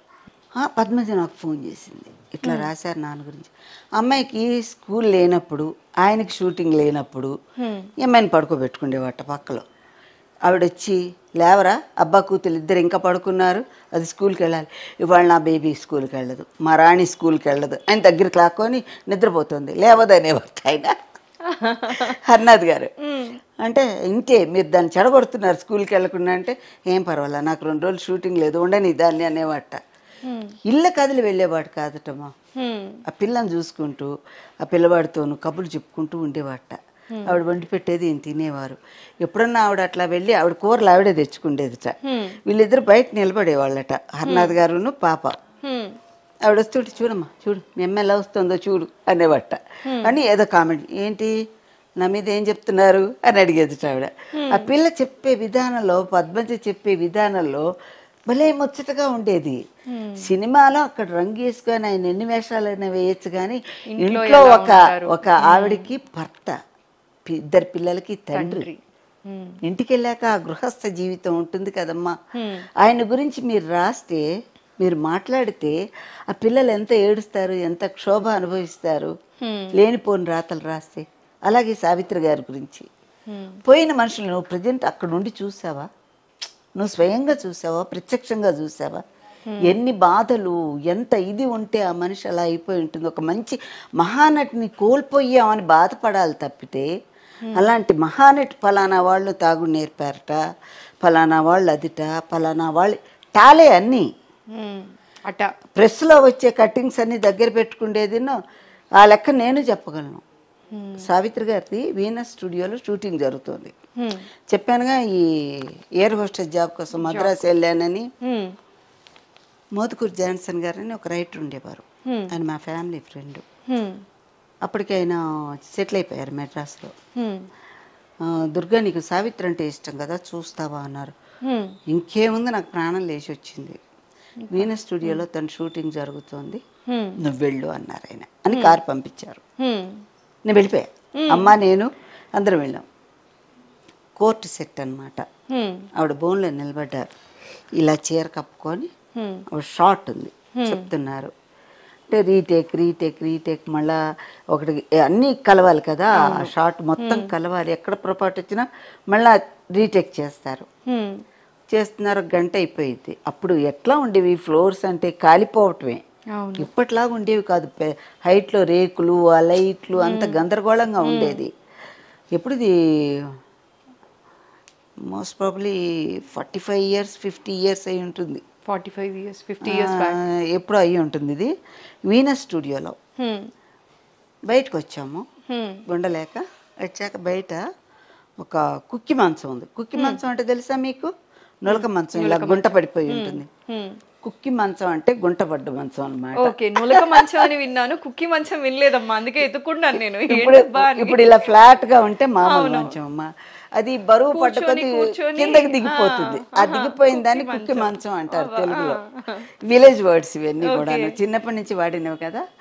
కుక్కి మంచం మీద ఒక పిచ్చి దిండు ఉంది. నేను చిన్నపిల్లని కదా, నాకు క్యూరియాసిటీ, ఆ మంచం ఎవరికన్నా? సావిత్రి గారికి అమ్మా అన్నారు. అదేంటి అన్నా. అమ్మ ఆవిడకి కొంచెం పెయిన్ వస్తుంది కడుపులో, డైలాగ్ మధ్య ఆవిడకి కొంచెం విరామం కావాలి, అందుకని ఆవిడ ఇచ్చి ఇక్కడ పడుకుంటుంది అన్నారు. ఎక్కడ సావిత్రి గారు? ఆవిడ బంగారం మంచం మీదే పడుకుండే మనిషి, అటువంటి ప్రభావం ఉన్న వ్యక్తి. అప్పటికి నాకు ఇంత నాలెడ్జ్ లేదు. ఓహో స్టూడియోలో మంచి మంచాలు ఉండవేమో, ఇదేనేమో అనుకున్నాను, వచ్చేసాను. అయిపోయింది. తర్వాత ఆవిడ అక్కడే ఉన్నారు. ఆ తర్వాత బోల్డ్ అంతా స్టోరీ జరిగిందనుకో, అదంతా వేరే విషయం. మా ఫ్రెండ్ వాళ్ళ హస్బెండ్ వెళ్ళి చూశారు, చాలామంది సావిత్రి గారిని చూశారు. గొప్ప హ్యూమన్ బీయింగ్ అమ్మ, మహానటే కాదు, మహామనిషి.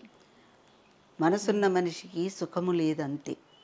టూ సెన్సిటివ్ అయ్యేటప్పటికి ఆవిడ ల్యాక్ ఆఫ్ ఎడ్యుకేషన్ ఒకటి, తండ్రి లేకపోవటం ఒకటి, తర్వాత ఫ్యామిలీ బ్యాక్గ్రౌండ్ కరెక్ట్ గైడెన్స్ లేకపోవటం, చాలా ఉంటాయమ్మా. కన్నుడి చావుకు కారణాలు అనేకం అన్నట్టుగా అలాంటి మహానటి పోయినందుకు మనం బాధపడి ఏడవాలి తప్పితే, ఆవిడ మీద పోయిన తర్వాత బురద చల్లటం అనేది ఏమాత్రం సంస్కారం కాదు, కానే కాదు. సావిత్రి గారనే కాదు, హరినాథ్ గారనే కాదు, ఎవరైనా సరే లోపాలు లేని మనిషి ఎవరమ్మా ప్రపంచంలో? ఈవెన్ నాలో లోపాలు ఉండొచ్చు, నేను అనుకోవచ్చు, నాకు నేను 100 మార్క్స్ వేసుకోవచ్చు, బట్ నీకేదో ఒక లోపం నాలో కనిపించవచ్చు. అందరికీ చూసే కళ్ళని బట్టి ఉంటుంది, ఆలోచించే మనసును బట్టి ఉంటుంది. అంటే నీ చూసే కళ్ళు మంచివి కాదు, ఈ ఆలోచించే మనసు సవ్యంగా లేదు. నేను ఒప్పు అనుకుని నిర్భయంగా చెప్తున్నాను. ఇప్పుడు నేను ఇంతవరకు ఎక్కడా రివీల్ చేయలేదు సురేఖ, ఈ విషయాలు మీతో చెప్తున్నాను. నేను వాళ్ళందరితోనూ క్లోజ్గా, ర్యాలింగి గారు వచ్చి మా ఇంట్లో కూర్చుండేవారు హాల్లో. మేము అందరం చిన్న పిల్లలం. ఆయన ఎందుకు వచ్చేవారంటే నిండు హృదయాల శ్రద్ధనోత్సవానికి వచ్చారు. వచ్చినప్పుడు మనోరమ హోటల్లో దిగారు. దిగితే మా ఇంటికి వచ్చారు. నాన్నగారికి తెలుసు కదా. ఎందుకు వచ్చారు మా ఇంటికి? కుంపటి అంటారు తెలుసు కదా, బొగ్గుల కుంపటి, కుంపటి. బొగ్గులు వెలిగిస్తారు. పుల్కా ఉంటుంది కదా, పుల్కా ఆ బొగ్గుల మీద మా అక్కయ్య చేసేది. షీజ్ ఎక్స్పర్ట్, మాకెవరికి రాదు. పుల్కా చేయడంలో ఆ బొగ్గుల మీద పుల్కా చేసి ఉడకబెట్టిన కూర, తోటకూర ఏదో ఒకటి ఉడకబెట్టి పెట్టేది ప్లేట్లో. అప్పుడు గ్యాస్ పేలు రాలే, కెరోసిన్ స్టవ్, బొగ్గుల కుంపటి రెండే ఉండేవి మా ఇంట్లో. మా ఇంట్లో ఈజీ చైర్ ఉంది, ఈజీ చైర్లో కూర్చుండేవారు నాన్నగారు. మేము పిల్లలందరం ఇక్కడ కింద కూర్చుండేవాళ్ళం, చిన్నపిల్లలు. రాలం గారు వచ్చి కూర్చొని మాతో కబుర్లు చెప్తూ ఉండేవారు. మా మనవడు ఇలా అడిగాడు, తాత నాకు పెద్ద కారు కావాలి తాత, పొడుగు కారు కావాలి తాత అన్నాడు. ఇవ్వగలను కదా, అందుకని వాడికి కారు కొని ఇచ్చేసానండి మా నాన్నగారితో. వాళ్ళు అడిగినవి ఏవి నేను కాదని లేదండి శాస్త్రి గారు, పిల్లలు అడిగినవి ఏవి కాదు. అందులో నాకు మనవడు అంటే మరీ ముద్దండి అని ఆ మనవడి గురించి మురిసి చెప్పేవాడు కబుర్లు రేలంగి గారు. ఎందుకు చెప్తున్నానంటే మనం స్క్రీన్ మీద చూసే వ్యక్తులు వేరే, మాది ప్రొఫెషన్, అక్కడ నటన మాత్రమే. వ్యక్తిగతం వచ్చేటప్పటికి వాళ్ళకి పిల్లలు, మనవాళ్ళు, మనవరాళ్ళు వీళ్ళందరూ ఉంటారు. అల్లు రామలింగయ్య గారిని ఇంటర్వ్యూ చేసినప్పుడు ఒక మాట చెప్పారు. అంటే నేను అప్పటి వాళ్ళందరినీ ఇంటర్వ్యూస్ చేశానమ్మా, చేసినప్పుడు ఒక మాట అన్నారు ఆయన, విజయదుర్గ నన్ను ఏమండి అనే పిలిచారండి, ఏకవచనం లేదు, వీళ్ళందరూ ఏమండి అనే పిలిచేవారు. వాళ్ళ దగ్గర నుంచి నేను చాలా నేర్చుకున్నాను. విజయదుర్గ గారు నన్ను ఒక నేనన్నా, ఏమండి ఎప్పుడైనా మీ ఫిలిం కెరియర్లో కమెడియన్గానే కాకుండా అభ్యంతరకరమైన సన్నివేశం వచ్చి ఇది నేను చెయ్యను, నా కుటుంబం వాళ్ళు చూస్తే బాగుండదు అని నిర్ణయం తీసుకున్న సందర్భాలు ఏమన్నా ఉన్నాయా అని అడిగా. ఇలాగే అడిగేదాన్ని, అంటే కొంచెం డిగ్నిఫైడ్గా ఉండాలి. మరి పెద్దవాళ్ళని పెద్దవాళ్ళలాగా మనం గౌరవించాలి కదమ్మా అన్నప్పుడు ఆయన అన్నారు, ఉందమ్మా ఒక సినిమాలో జ్యోతిలక్ష్మి ఇక్కడ వరకు వేసుకుంటుంట డ్రెస్, ఆ జ్యోతిలక్ష్మి ఇలా చంకలో వేసుకొని దింపాలట, ఆయన డాన్స్ చేయాలట, డైరెక్టర్ చెప్పాట. నేను ఒక్కసారి ఇలా చూసా, జ్యోతిలక్ష్మిని అల్లురామలింగయ్య గారు ఇలా చంకలో ఎత్తుకోవటమా, ఎట్లా ఇది, హౌ ఇట్ ఈస్ పాసిబుల్ అనుకున్నా నేను. అంటే ఆయన చెప్పారట, ఒకటే మాట చెప్పారట, చూడు నేను సినిమాలో వేస్తే నా పిల్లలందరూ నా సినిమా చూస్తారు, చూసిన తర్వాత వాళ్ళకి వాళ్ళ నాన్న పట్ల అసహ్యం కలగకూడదు, మా నాన్న ఇలాంటి వేషం వేశాడని నా పిల్లలు అనుకోకూడదు, నా భార్య ఏంటి మీరు ఇట్లాంటి వేషం వేశారని నన్ను అడగకూడదు, వేషం మానేయమంటే మానేసి వెళ్ళిపోతా, కానీ ఇది మాత్రం నేను చెయ్యనని చెప్పారట. యాక్చువల్గా నా ఇంటర్వ్యూలో ఆయన చెప్పిన ఇన్సిడెంటు ఇవాళ మీకు చెప్తున్నా. ఎందుకు చెప్తున్నానంటే మనం సినిమా వాళ్ళని ఒకవైపు నుంచే చూస్తున్నాం, వాళ్ళకి వ్యక్తిగత జీవితంలో భార్య, భర్త, పిల్లలు, మనవాళ్ళు, మనవరాళ్ళు, వాళ్ళకి సెంటిమెంట్స్, ఇది నా కుటుంబం అనే ఒక అటాచ్మెంట్, ఇవన్నీ ఉంటాయి.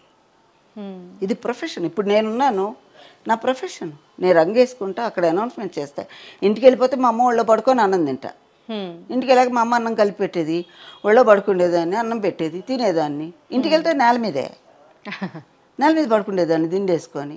మా నాన్నగారు వచ్చేవారు, ఏమ్మా అనేవారు, ఫ్రెష్ అయ్యామంటే అయ్యారు నాన్నగారు, నైట్ ఒక గ్లాస్ మిల్క్ తాగి పడుకునేదాన్ని, వస్తావమ్మా అనేవారు, చంకలో దిండి పెట్టుకునేదాన్ని, వెళ్ళిపోయేదాన్ని, మా నాన్నగారు మంచం మీద, నేను అరుగు మీద. అక్కడి నుంచి ఇద్దరం కబుర్లు చెప్పుకునేవాళ్ళం, ఈ సాహిత్యం గురించి, సంగీతం గురించి, సినిమాల గురించి, ఇవి మాట్లాడుకునేవాళ్ళం. ఇంటికి వెళ్ళాక నాట్ ఏ సెలబ్రిటీ, మా అమ్మ నాన్నగారి కూతుర్ని, నాన్నదమ్ములకి సిస్టర్ని. ఒరే ఏమే కొట్టుకుంటాం, తిట్టుకుంటాం, పరా వద్దురా పో, వదిలి అనుకుంటాం. అది నా వ్యక్తి వేరు, వ్యక్తిత్వం వేరు, వ్యక్తిగతం వేరు, వ్యవస్థ వేరు. ఇంటికి వెళ్ళాక వ్యక్తిగతం వ్యవస్థ, వ్యక్తి వేరు. వ్యక్తిగా విజయదుర్గ ఎంఏ చదివింది తెలుగు, దూరదర్శన్ అనౌన్సర్, పలానా ఇది పలానా ఇది. వ్యక్తిగతం అమ్మ, వ్యక్తిగతం వచ్చి పలానా కుటుంబంలో పుట్టింది, వాళ్ళ నాన్నగారు పలానా, వాళ్ళ అమ్మ పలానా హౌస్ వైఫ్, ముగ్గురు అన్నయ్యలు, ఒక తమ్ముడు, ఒక చెల్లెలు, ఇట్లా ఏదో ఉంటుంది. వ్యక్తిత్వం వచ్చి ఎవరికన్నా కష్టంలో ఉందంటే ఆదుకుంటుంది, ఎవరన్నా బాధపడితే చూడలేదు, ఎవరన్నా ఆకలి అంటే తన ముందర అన్నాన్ని తీసి పెడుతుంది, ఒకరికి అపకారం చేసే మనిషి కాదు, ఒకరికి ఉపకారం చేసే మనిషి. ఈ మనిషి ఉండటం వల్ల ప్రపంచం బాగుంటుంది, సమాజం బాగుంటుంది. వ్యవస్థకి ఏ విధంగా ఉపయోగపడ్డది విజయదుర్గ? 10 మందికి ఆనందాన్ని ఇచ్చింది, 10 మందికి మంచి మాటలు చెప్పింది, 10 మందికి ఏ దోవలో నడవాలో కట్టుబొట్టులో చూపించింది. తెలుగుదనం ఎలా ఉండాలన్నది విజయదుర్గ 10 మందికి ఆదర్శంగా నిలబడ్డది. ఇది వ్యవస్థకు సంబంధించి విజయదుర్గ క్యారెక్టర్. వ్యవస్థను నేను పాడు చేయలేదే, నా భాషతో నేను బాగానే చేశాను, నా కట్టుబొట్టుతో నేను తెలుగుదనం ఎలా ఉంటుందో చూపించాను. ఇవాళంటే ఇది వచ్చింది అనుకోండి, ఇది తిరుపతి వెళ్ళొచ్చాను, ఇది 3వ సారి కూడా చెప్పాలమ్మా. మీరు ఆన్ స్క్రీన్ చేస్తున్న పీరియడ్లోనే మీ రిటైర్మెంట్కి ముందు జడ అనేది చాలా అందాన్ని ఇస్తుంది. పైగా మీరు ఆన్ స్క్రీన్లో మీ ప్రెజెన్స్కి బోల్డ్ అంతమంది ఫ్యాన్స్. అలాంటి టైంలో ఇమ్మీడియట్గా ఇలా అనుకొని ఇలా వెళ్ళి గుండు చేయించుకొని వచ్చేయడానికి కారణాలు ఏవైనా అయి ఉండొచ్చమ్మా, కానీ చాలా డేర్ ఉండాలి అలాంటి డెసిషన్ తీసుకోవడానికి. అసలు ఎలా హ్యాండిల్ చేశారమ్మా? ప్రొడ్యూసర్స్ వీళ్ళు యాక్సెప్ట్ చేశారు? ఒకానొకప్పుడు నేను దూరదర్శన్లో జాయిన్ అయ్యాకే పెద్ద సమస్య వచ్చినప్పుడు ఆనందనగర్ కాలనీ నుంచి బేగంపేట పుష్పగిరి పీఠాధిపతులు ఉండేవారు. నాకు ఎప్పుడున్నా బాధ కలిగితే అక్కడికి వెళ్ళి ఏడ్చేసేదాన్ని. కాళ్ళకి చెప్పులు లేకుండా ఎండాకాలం నడిచి వెళ్ళా. ఇక్కడ అమ్మవారి ముందర కూర్చొని ఏడ్చా. అలాగే లక్ష్మీ గణపతి దేవాలయం ఉంది ఆర్టీసీ క్రాస్ రోడ్స్లో. మనసుకి ఎవరికి నా బాధ ఇది, నాకు పలానా అని ఎవ్వరికి నేను షేర్ చేసుకోలే ఇంతవరకు, ఎవ్వరికి షేర్ చేయలేదు. భగవంతుడి ముందు మాత్రమే నాతోనే అంతమైపోవాలి వెళ్ళదాన్ని ఏడ్చేదాన్ని. అట్లాగా ఒకానొకప్పుడు ఎందుకు ఈ జన్మ వద్దు, నా వల్ల కావటం లేదు బాబా, ఏం చేయాలి అనుకునే వరకు వెళ్ళారు. అంత ఎక్స్ట్రీమ్కి వెళ్ళినప్పుడు పడుకున్నట్టు లేచి రైల్వే స్టేషన్కి వెళ్ళిపోయా. అప్పటికి ఆన్లైన్ ఇవేం రాలేదు. ప్రైమ్ టైం నాది, చాలా ప్రైమ్ టైము. కంటిన్యూస్గా ఇంటర్వ్యూస్ ఇంకోటి లేదు. అందరు ఫిల్మ్ స్టార్స్ ఇంటర్వ్యూస్. అప్పటికప్పుడు వెళ్ళి రైల్వే స్టేషన్ అడిగితే నెక్స్ట్ డేకి టికెట్స్ ఉన్నాయన్నారు. తిరుపతి టికెట్ బుక్ చేసుకున్నా, ఒక్కదాన్ని వెళ్ళిపోయా. అక్కడ వాళ్ళకి ఫోన్ చేశాను, నేను వస్తున్నానండి అంటే సరేనమ్మా వెహికల్ పంపిస్తాం, మీకు రూమ్ పెట్టేస్తాం అన్నారు. కొండ మీదకి వెళ్ళిపోయా. వాళ్ళు కొండ మీద రూమ్లో దింపేశారు, వెళ్ళిపోయారు పాప స్టాఫ్. వెళ్ళాక బయటకు వచ్చి చూస్తూ అక్కడ ఇది ఉంటుంది కదా, తలనీలాలు ఇచ్చే స్థలం. వెళ్ళా, తల్లీలాలు ఇచ్చేసా. అక్కడికి వెళ్ళాక అప్పటికప్పుడు అనుకున్నారా? ముందే అనుకుని ముందు అనుకోలేదు. అక్కడికి వెళ్ళాను, స్వామి దగ్గరికి వెళ్ళాను, అనుకున్నా, వెళ్ళి తలనీలాలు ఇచ్చేసా. ఇచ్చేసి స్నానం చేసి దేవుడి దర్శనం చేసుకొని కిందకు వచ్చేసి మళ్ళీ ట్రైన్ ఎక్కి వచ్చేసాను హైదరాబాద్కి. ఇంత కష్టం కాస్త మంచులో కరిగిపోయింది. మిరాకిల్. ఎంత క్షోభపడి గుండెల్లో ఎంత బరువు పెట్టుకొని ఏంటి బాధ. నేను ఎవ్వరికి ఒక్కటి సురేఖ, నేను తెలిసి చీమకు కూడా అపకారం చేయను. ఇంట్లో ఒక చిన్న బొద్దింక లాంటిది వస్తేనే దీన్ని నేను చంపాలా, ఎందుకు చంపాలని కాగితం మీద ఎక్కించి పారేస్తా బాల్కనీలోంచి. అటువంటి మనిషికి ఏం చేయాలి కష్టం. భగవంతుడు ఇట్లా తీసి పడేశాడు. వచ్చాక ఆఫీస్ మొత్తం సెన్సేషనల్. ఏంటి ఏమనుకొని చేయించుకున్నారు గుండు, ప్రోగ్రామ్స్ అన్నీ ఏమైపోతాయి, మీరు ఇట్లా ఉంటే ఏంటి, డామ్ డూమ్ డీమ్ అన్నారు. తిరుపతి వెంకటేశ్వర స్వామి ఇంకో మాట అనొద్దు అన్న. ఎవ్వరు మాట్లాడలా. ఆ టైంలో రాణి గారు, టీజీ కమలాదేవి గారు, అప్పుడు ఆర్టిస్టులు అందరు వచ్చారు. విజయదుర్గ జయిదా ఇంటర్వ్యూ, సరే కృష్ణవేణి గారు, మన దేశం కృష్ణవేణి గారు, రామారావు గారిని పరిచయం చేశారు కదా ఆవిడ, వీళ్ళందరూ ఇంటర్వ్యూస్ వచ్చినాయి. ఆవిడ చేయదా ఇంటర్వ్యూ అంటే, అమ్మా ఇప్పుడిప్పుడే జుట్టు వస్తుంది, పర్వాలేదు అలాగున్నా బాగున్నావు నువ్వు కూర్చో అన్నారు. కూర్చున్నారమ్మా? చేయలే. అప్పుడు వాళ్ళందరూ అడిగేవాళ్ళు అనమాట, పర్వాలేదు ఆ జుట్టు బాగానే ఉంది కూర్చోమంటే, లేదండి బాగుండదని చెప్పి తర్వాత కొంచెం జుట్టు రాగానే షేప్ చేయించి అందరూ ఇలా క్రాఫ్ట్ బాగుంది విజయ్ ఇలాగే ఉండని కొంతమంది, మళ్ళా జుట్టు పెంచాను, మళ్ళా ఇలా. ఇది 3వసారి తిరుపతి వెళ్ళి నేను ఇచ్చి రావటం, మళ్ళీ 3వసారి ఇది చేయించాను. ఇంక ఈసారి కంటిన్యూ చేసేద్దాం అనుకుంటున్నా. అందరూ దీనికే ఓటేశారు, ఇలాగే బాగుంది చక్కగా ఉన్నామని. నాకు మెయింటైన్ చేయటం కష్టం సురేఖ గారు, అందుకని ఇలా ఉండిపోయా అనమాట. మీరు నన్ను సురేఖ గారు అంటుంటే చాలా కష్టంగా ఉందమ్మా. అప్పటి నుంచి సురేఖ అనే పిలవండి, ఐ విల్ ఫీల్ కంఫర్టబుల్. ఏంటో అలా మధ్య మధ్య. అయితే సో అట్లాగా అప్పట్లో they use to prefer me, విజయదుర్గే ఇంటర్వ్యూ చేయాలి.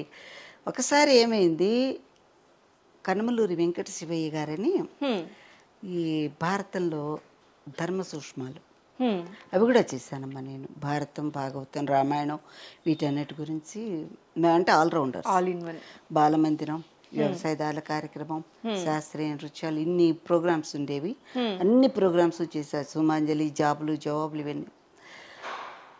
పార్వతీశం గారు, ఓలేటి పార్వతీశం గారు చాలా తెలిసి ఉంటారు జనాలు, పెద్ద. సో వారిది ఆ ప్రోగ్రాము. ఆయన కూడా నన్ను ఇంటర్వ్యూకి నన్ను సెలెక్ట్ చేసుకునేవారు ఎప్పుడూను. విజయదుర్గ గారు మీరు చేయండి ఇంటర్వ్యూ అని చెప్పేవారు. సో ఆ రోజు నేను లేను. ఆయన ఫోన్ చేసినప్పుడు విజయవాడలో ఉన్నాను సార్ అన్న. అయ్యో ఇట్లా ఉందమ్మా ఇంటర్వ్యూ అన్నారు. లేదు సార్ నేను విజయవాడలో ఉన్నాను అన్న. అంటే సరే ఆయన పిలిచారు. పిలిచి ఎవరో యాంకర్ చేయాలి ఇంటర్వ్యూ పెట్టారు టెంపరీగా. ఆయన 2 గంటలకు స్టూడియోకి వస్తారంటే నేను 5 to 2కి వెళ్ళిపోయేదాన్ని. 2 గంటలకి 5 నిమిషాల ముందర వెళ్ళిపోయేదాన్ని. వెళ్ళిపోయి కూర్చునేదాన్ని. ఈయన 2 గంటలకు వచ్చేసారు, కూర్చున్నారు. 2:30, 3 అయినా అమ్మాయి రాలే. తర్వాత వచ్చి సారీ అండి కొంచెం లేట్ అయింది. అప్పుడు ఆయన చెప్పారట, నేనే చెప్పుకుంటాను, నేనే సమాధానాలు ప్రశ్నలు అన్నీ నేనే మాట్లాడతాను, ఎవ్వరొద్దు. ఓకే. అప్పుడు పార్వతీశం గారు అన్నారు, విజయదుర్గ గారు మీరు లేకపోవటంతో ఇలా జరిగింది అంటే డిసిప్లిన్ చెప్తాను. అలాగా ఒక ఆవిడ, ఒక పెద్ద సింగర్, ఆవిడ ఇంటర్వ్యూ చేయాల్సి వచ్చింది. ఇప్పుడు మీరు చూసారు కదా, కూర్చుంటే మళ్ళీ టచ్అప్లు గిచ్చప్లు ఏమి ఉండవు. నేను మామూలుగానే ఇలాగే ఉండేదాన్ని. అవుట్డోర్కి వెళ్తే ఒట్టి లిప్స్టిక్ వేసుకునేదాన్ని, ఐబ్రోస్ ఒకటి టచ్అప్. ఏంటి విజయదుర్గ 2 గంటల నుంచి ఇంటర్వ్యూ చేస్తున్నావు, పక్కన ఒక మేకప్ మ్యాన్ లేడు, టచ్అప్ లేదు, ఏం లేదని అడిగింది ఆవిడ. ఎందుకండి నాకు సబ్జెక్ట్ ఇంపార్టెంటు, నేను అందంగా ఉన్నానా లేదా అన్నది కాదు, మీ దగ్గర నుంచి మీ దగ్గర ఉన్న విషయాన్ని తీసుకొని నేను ప్రేక్షకులకు అందించాలి. నా అందం ఎప్పుడు చూసేది అవసరం లేదన్నా. లేదమ్మా ఇంతకు ముందు ఒక ఇంటర్వ్యూకి ఒక అమ్మాయి పిలిచింది, వెళ్ళాను. అమ్మాయికి ఎంతసేపు ఈ జుట్టిలా అనుకోవటం, టచ్అప్ అని పౌడర్ పూసుకోవటం, ఇదే సరిపోయింది. నిమిషానికి ఒకసారి విసుగొచ్చింది నాకు అందాడు. ఎందుకు చెప్తున్నానంటే ఇవాళ డిస్కంఫర్ట్ ఫీల్ అవుతారు. మన అవతల వాళ్ళని దృష్టిలో పెట్టుకొని ప్రతిదీ కూడా చాలా మైన్యూట్ ఇది కూడా ఆలోచించి అంత కేర్ఫుల్గా ఉండేదాన్ని. అది ఈ విధంగా పనికొచ్చింది. అయితే విజయదుర్గ గారు, ఇందాక మీరు కొంచెం ఎమోషనల్గా ఉండటం వల్ల నేను ఆ క్వశ్చన్ తీసుకోలేకపోయాను. దూరదర్శన్ నుంచి బయట వచ్చేసిన తర్వాత మీ రిటైర్మెంట్ డే చాలా బాధాకరంగా గుండె బరువెక్కి బయట వచ్చారు, ఆ విషయం తెలిసిందే. అయినప్పటికీ కూడా మీరు దూరదర్శన్తో ఇంకా కనెక్టివ్గానే ఉన్నారు, చాలామందిని ట్రైన్ చేస్తూ ఉన్నారు. ఈ రిటైర్మెంట్ పీరియడ్ని ఎలా హ్యాండిల్ చేస్తున్నారండి? ఒక్క రోజు కూడా సెలవు తీసుకోలేదు. రిటైర్మెంట్ తర్వాత ఇంకా పనులు ఎక్కువైపోయినాయి. ఎక్కువైపోయాయా? చాలా. ఇప్పుడైతే ఇంకా ఒక 2 years నుంచి దూరదర్శన్కి వెళ్ళటం లేదమ్మా, మానేశాను. 2020 వరకు I was with Doordarshan. Even after retirement లవకుశల వేశారు, నాగరాజు గారు లవకుశలుగా వేశారు కదా, వాళ్ళ ఇంటర్వ్యూ, తర్వాత విశ్వనాథ్ గారికి దాదాసాహెబ్ ఫాల్కే అవార్డు వచ్చినప్పుడు కృష్ణవేణి గారి ఇంటర్వ్యూ, ఇవన్నీ మళ్ళీ నాకు డైరెక్టర్స్ అందరూ విజయదుర్గే చేయాలని పిలవటం, నేను చెయ్యటం. అలాగే న్యూస్ రీడర్స్, అనౌన్సర్స్ సెలక్షను, అవన్నీ కూడా నన్నే చేయమంటే వాళ్ళకి ట్రైనింగ్ ఇవ్వటం. మళ్ళా నేను రిటైర్ అయిన ఫీలింగ్ ఎక్కడ నాకు రాలేదు. ఎందుకనంటే 24 hours ఇంకా అమ్మ సేవలో నేను. ఒక మంచి యాంకర్ని, ఒక మంచి న్యూస్ ప్రెజెంటర్ని తయారు చేసే ప్రాసెస్లో మీరు వాళ్ళకి హెల్ప్ అవుతూ ఉన్నారమ్మా. మీరు ఖచ్చితంగా అలాంటివి చూసుకోవాలి. మంచి మంచి యాంకర్ అయినా సరేనమ్మా, వాళ్ళకి ఉండాలి, మనం మంచి తెలుగు మాట్లాడాలి, మనం ఎవరో ఒకళ్ళు ఉండాలి. గ్రేట్, చాలా చేస్తే అందరూ ఫాలో అయిపోతారు. అవును కదా. ఇప్పుడు మీరు ఉన్నారనుకోండి, మీరు ట్రెడిషనల్గా తయారై కూర్చున్నారనుకోండి, మీకు మంచి మార్క్స్ పడ్డాయి అనుకోండి, రేపొద్దున అందరూ మిమ్మల్ని ఫాలో అయిపోయి. అయితే విజయదుర్గ గారు, మీరు అన్నారు ఇప్పుడు గత 2 ఏళ్లగా నేను దూరదర్శన్ వైపు వెళ్ళలేదు అన్నారు. రిటైర్మెంట్ తీసుకొని కూడా చాలా రోజులు అయింది. అయితే ఒక్కసారి ఇప్పుడు మనం దూరదర్శన్లో ఉన్నాం, మీరు ఇప్పుడు అనౌన్స్ చేయాల్సి వస్తే మా వాళ్ళు అప్పటి నుంచి వెయిట్ చేస్తూ ఉండుంటారు. ఒక్కసారి కూడా నేను మీతో అది చెప్పించకపోతే ఇక్కడ నేను కూర్చొని వృధా అయిపోయినట్టేనండి. నమస్కారం. హైదరాబాద్ దూరదర్శన్ కేంద్రం 1వ బ్యాండ్ 4వ ఛానల్పై మా సాయంత్రం ప్రసారం ప్రారంభం.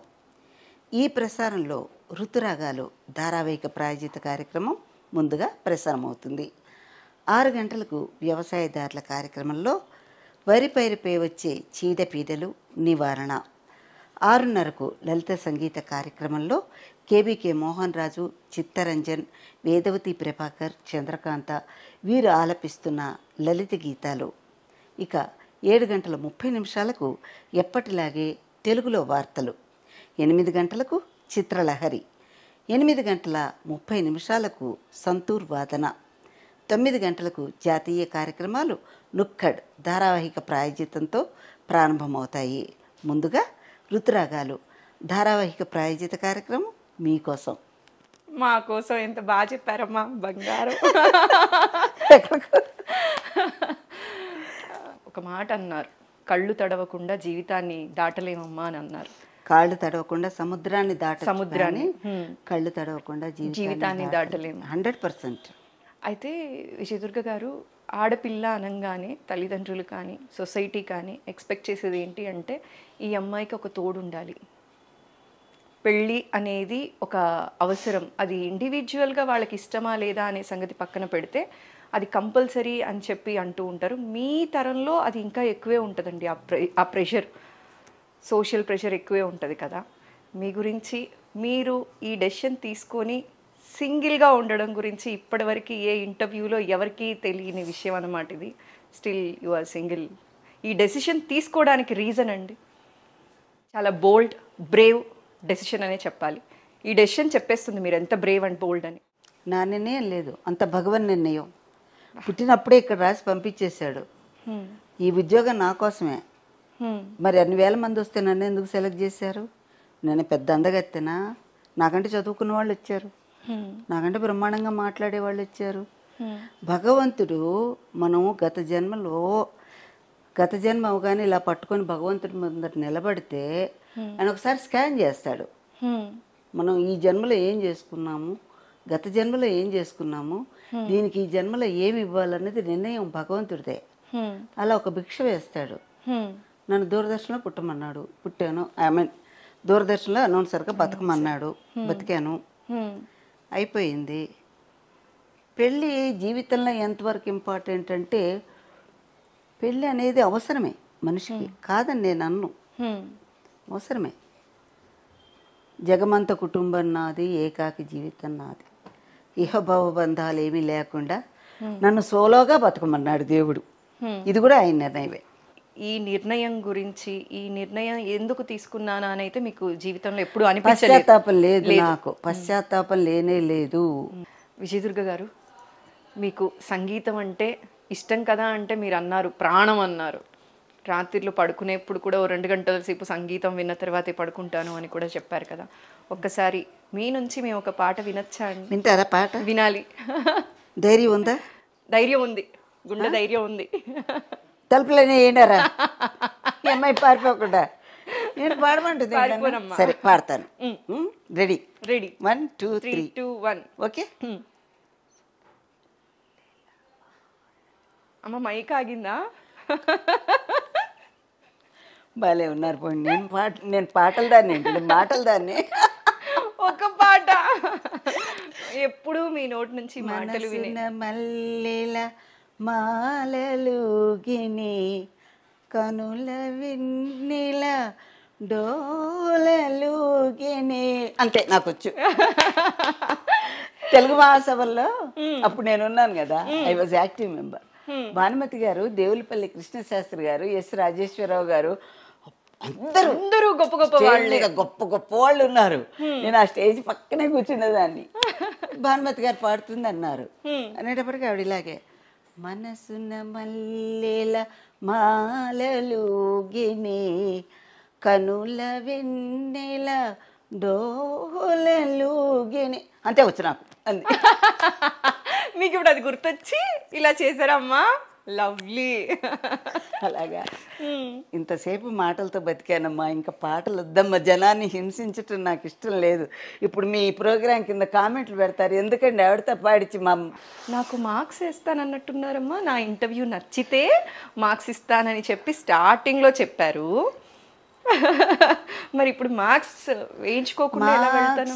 మార్క్స్ ఒక 100 వేసుకో. రాక్షసి, అందాల రాక్షసి. Oh is it so? బంగారం అమ్మ, మొట్టమొదటి యాంకర్ అంటే ఇలా ఉండాలి, డ్రెస్సింగ్ ఇలా ఉండాలి, ఇలా మాట్లాడాలి, తెలుగు పదాలని ఇలా కూర్చి మాట్లాడాలి అని చెప్పి మాలాంటి వాళ్ళకి ఆదర్శంగా నిలబడిన మీతో మాట్లాడే అవకాశం ఇవాళ నాకు దొరికింది అంటే కూడా నేను కూడా బ్లెస్డ్గా ఫీల్ అయ్యి నమస్కారం అమ్మ. నిజంగానే తెలుగు వారందరికీ తొలి బుల్లి తెర దూరదర్శన్. అందులో తొలి వ్యాఖ్యాత్రిగా మొత్తం తెలుగు ఛానల్స్ అన్నిటికీ కూడా ఫస్ట్ వచ్చింది దూరదర్శన్. అవునమ్మా. అందులో తొలి తెలుగు వ్యాఖ్యాత్రిగా ఇంతకాలం నా ప్రయాణం సాగిందంటే అందరి అభిమానం. ముఖ్యంగా మీ ఐ డ్రీమ్స్ వాళ్ళు అడిగి ఇక్కడ పిలిపించి కూర్చోబెట్టినందుకు మీ అందరికీ థ్యాంక్స్. మీ సిబ్బంది అందరికీ థ్యాంక్స్. కెమెరామెన్ ఇద్దరికి కూడా, అన్వేష్ గారికి, శ్రీకాంత్ గారికి, వినయ్ గారికి, మ్యాన్ బిహైండ్ ద స్క్రీన్ ఆయనకి, ముఖ్యంగా నన్ను ఇంటర్వ్యూ చేసిన సురేఖ గారికి, అందరికీ కూడా చాలా చాలా థ్యాంక్స్ తల్లి.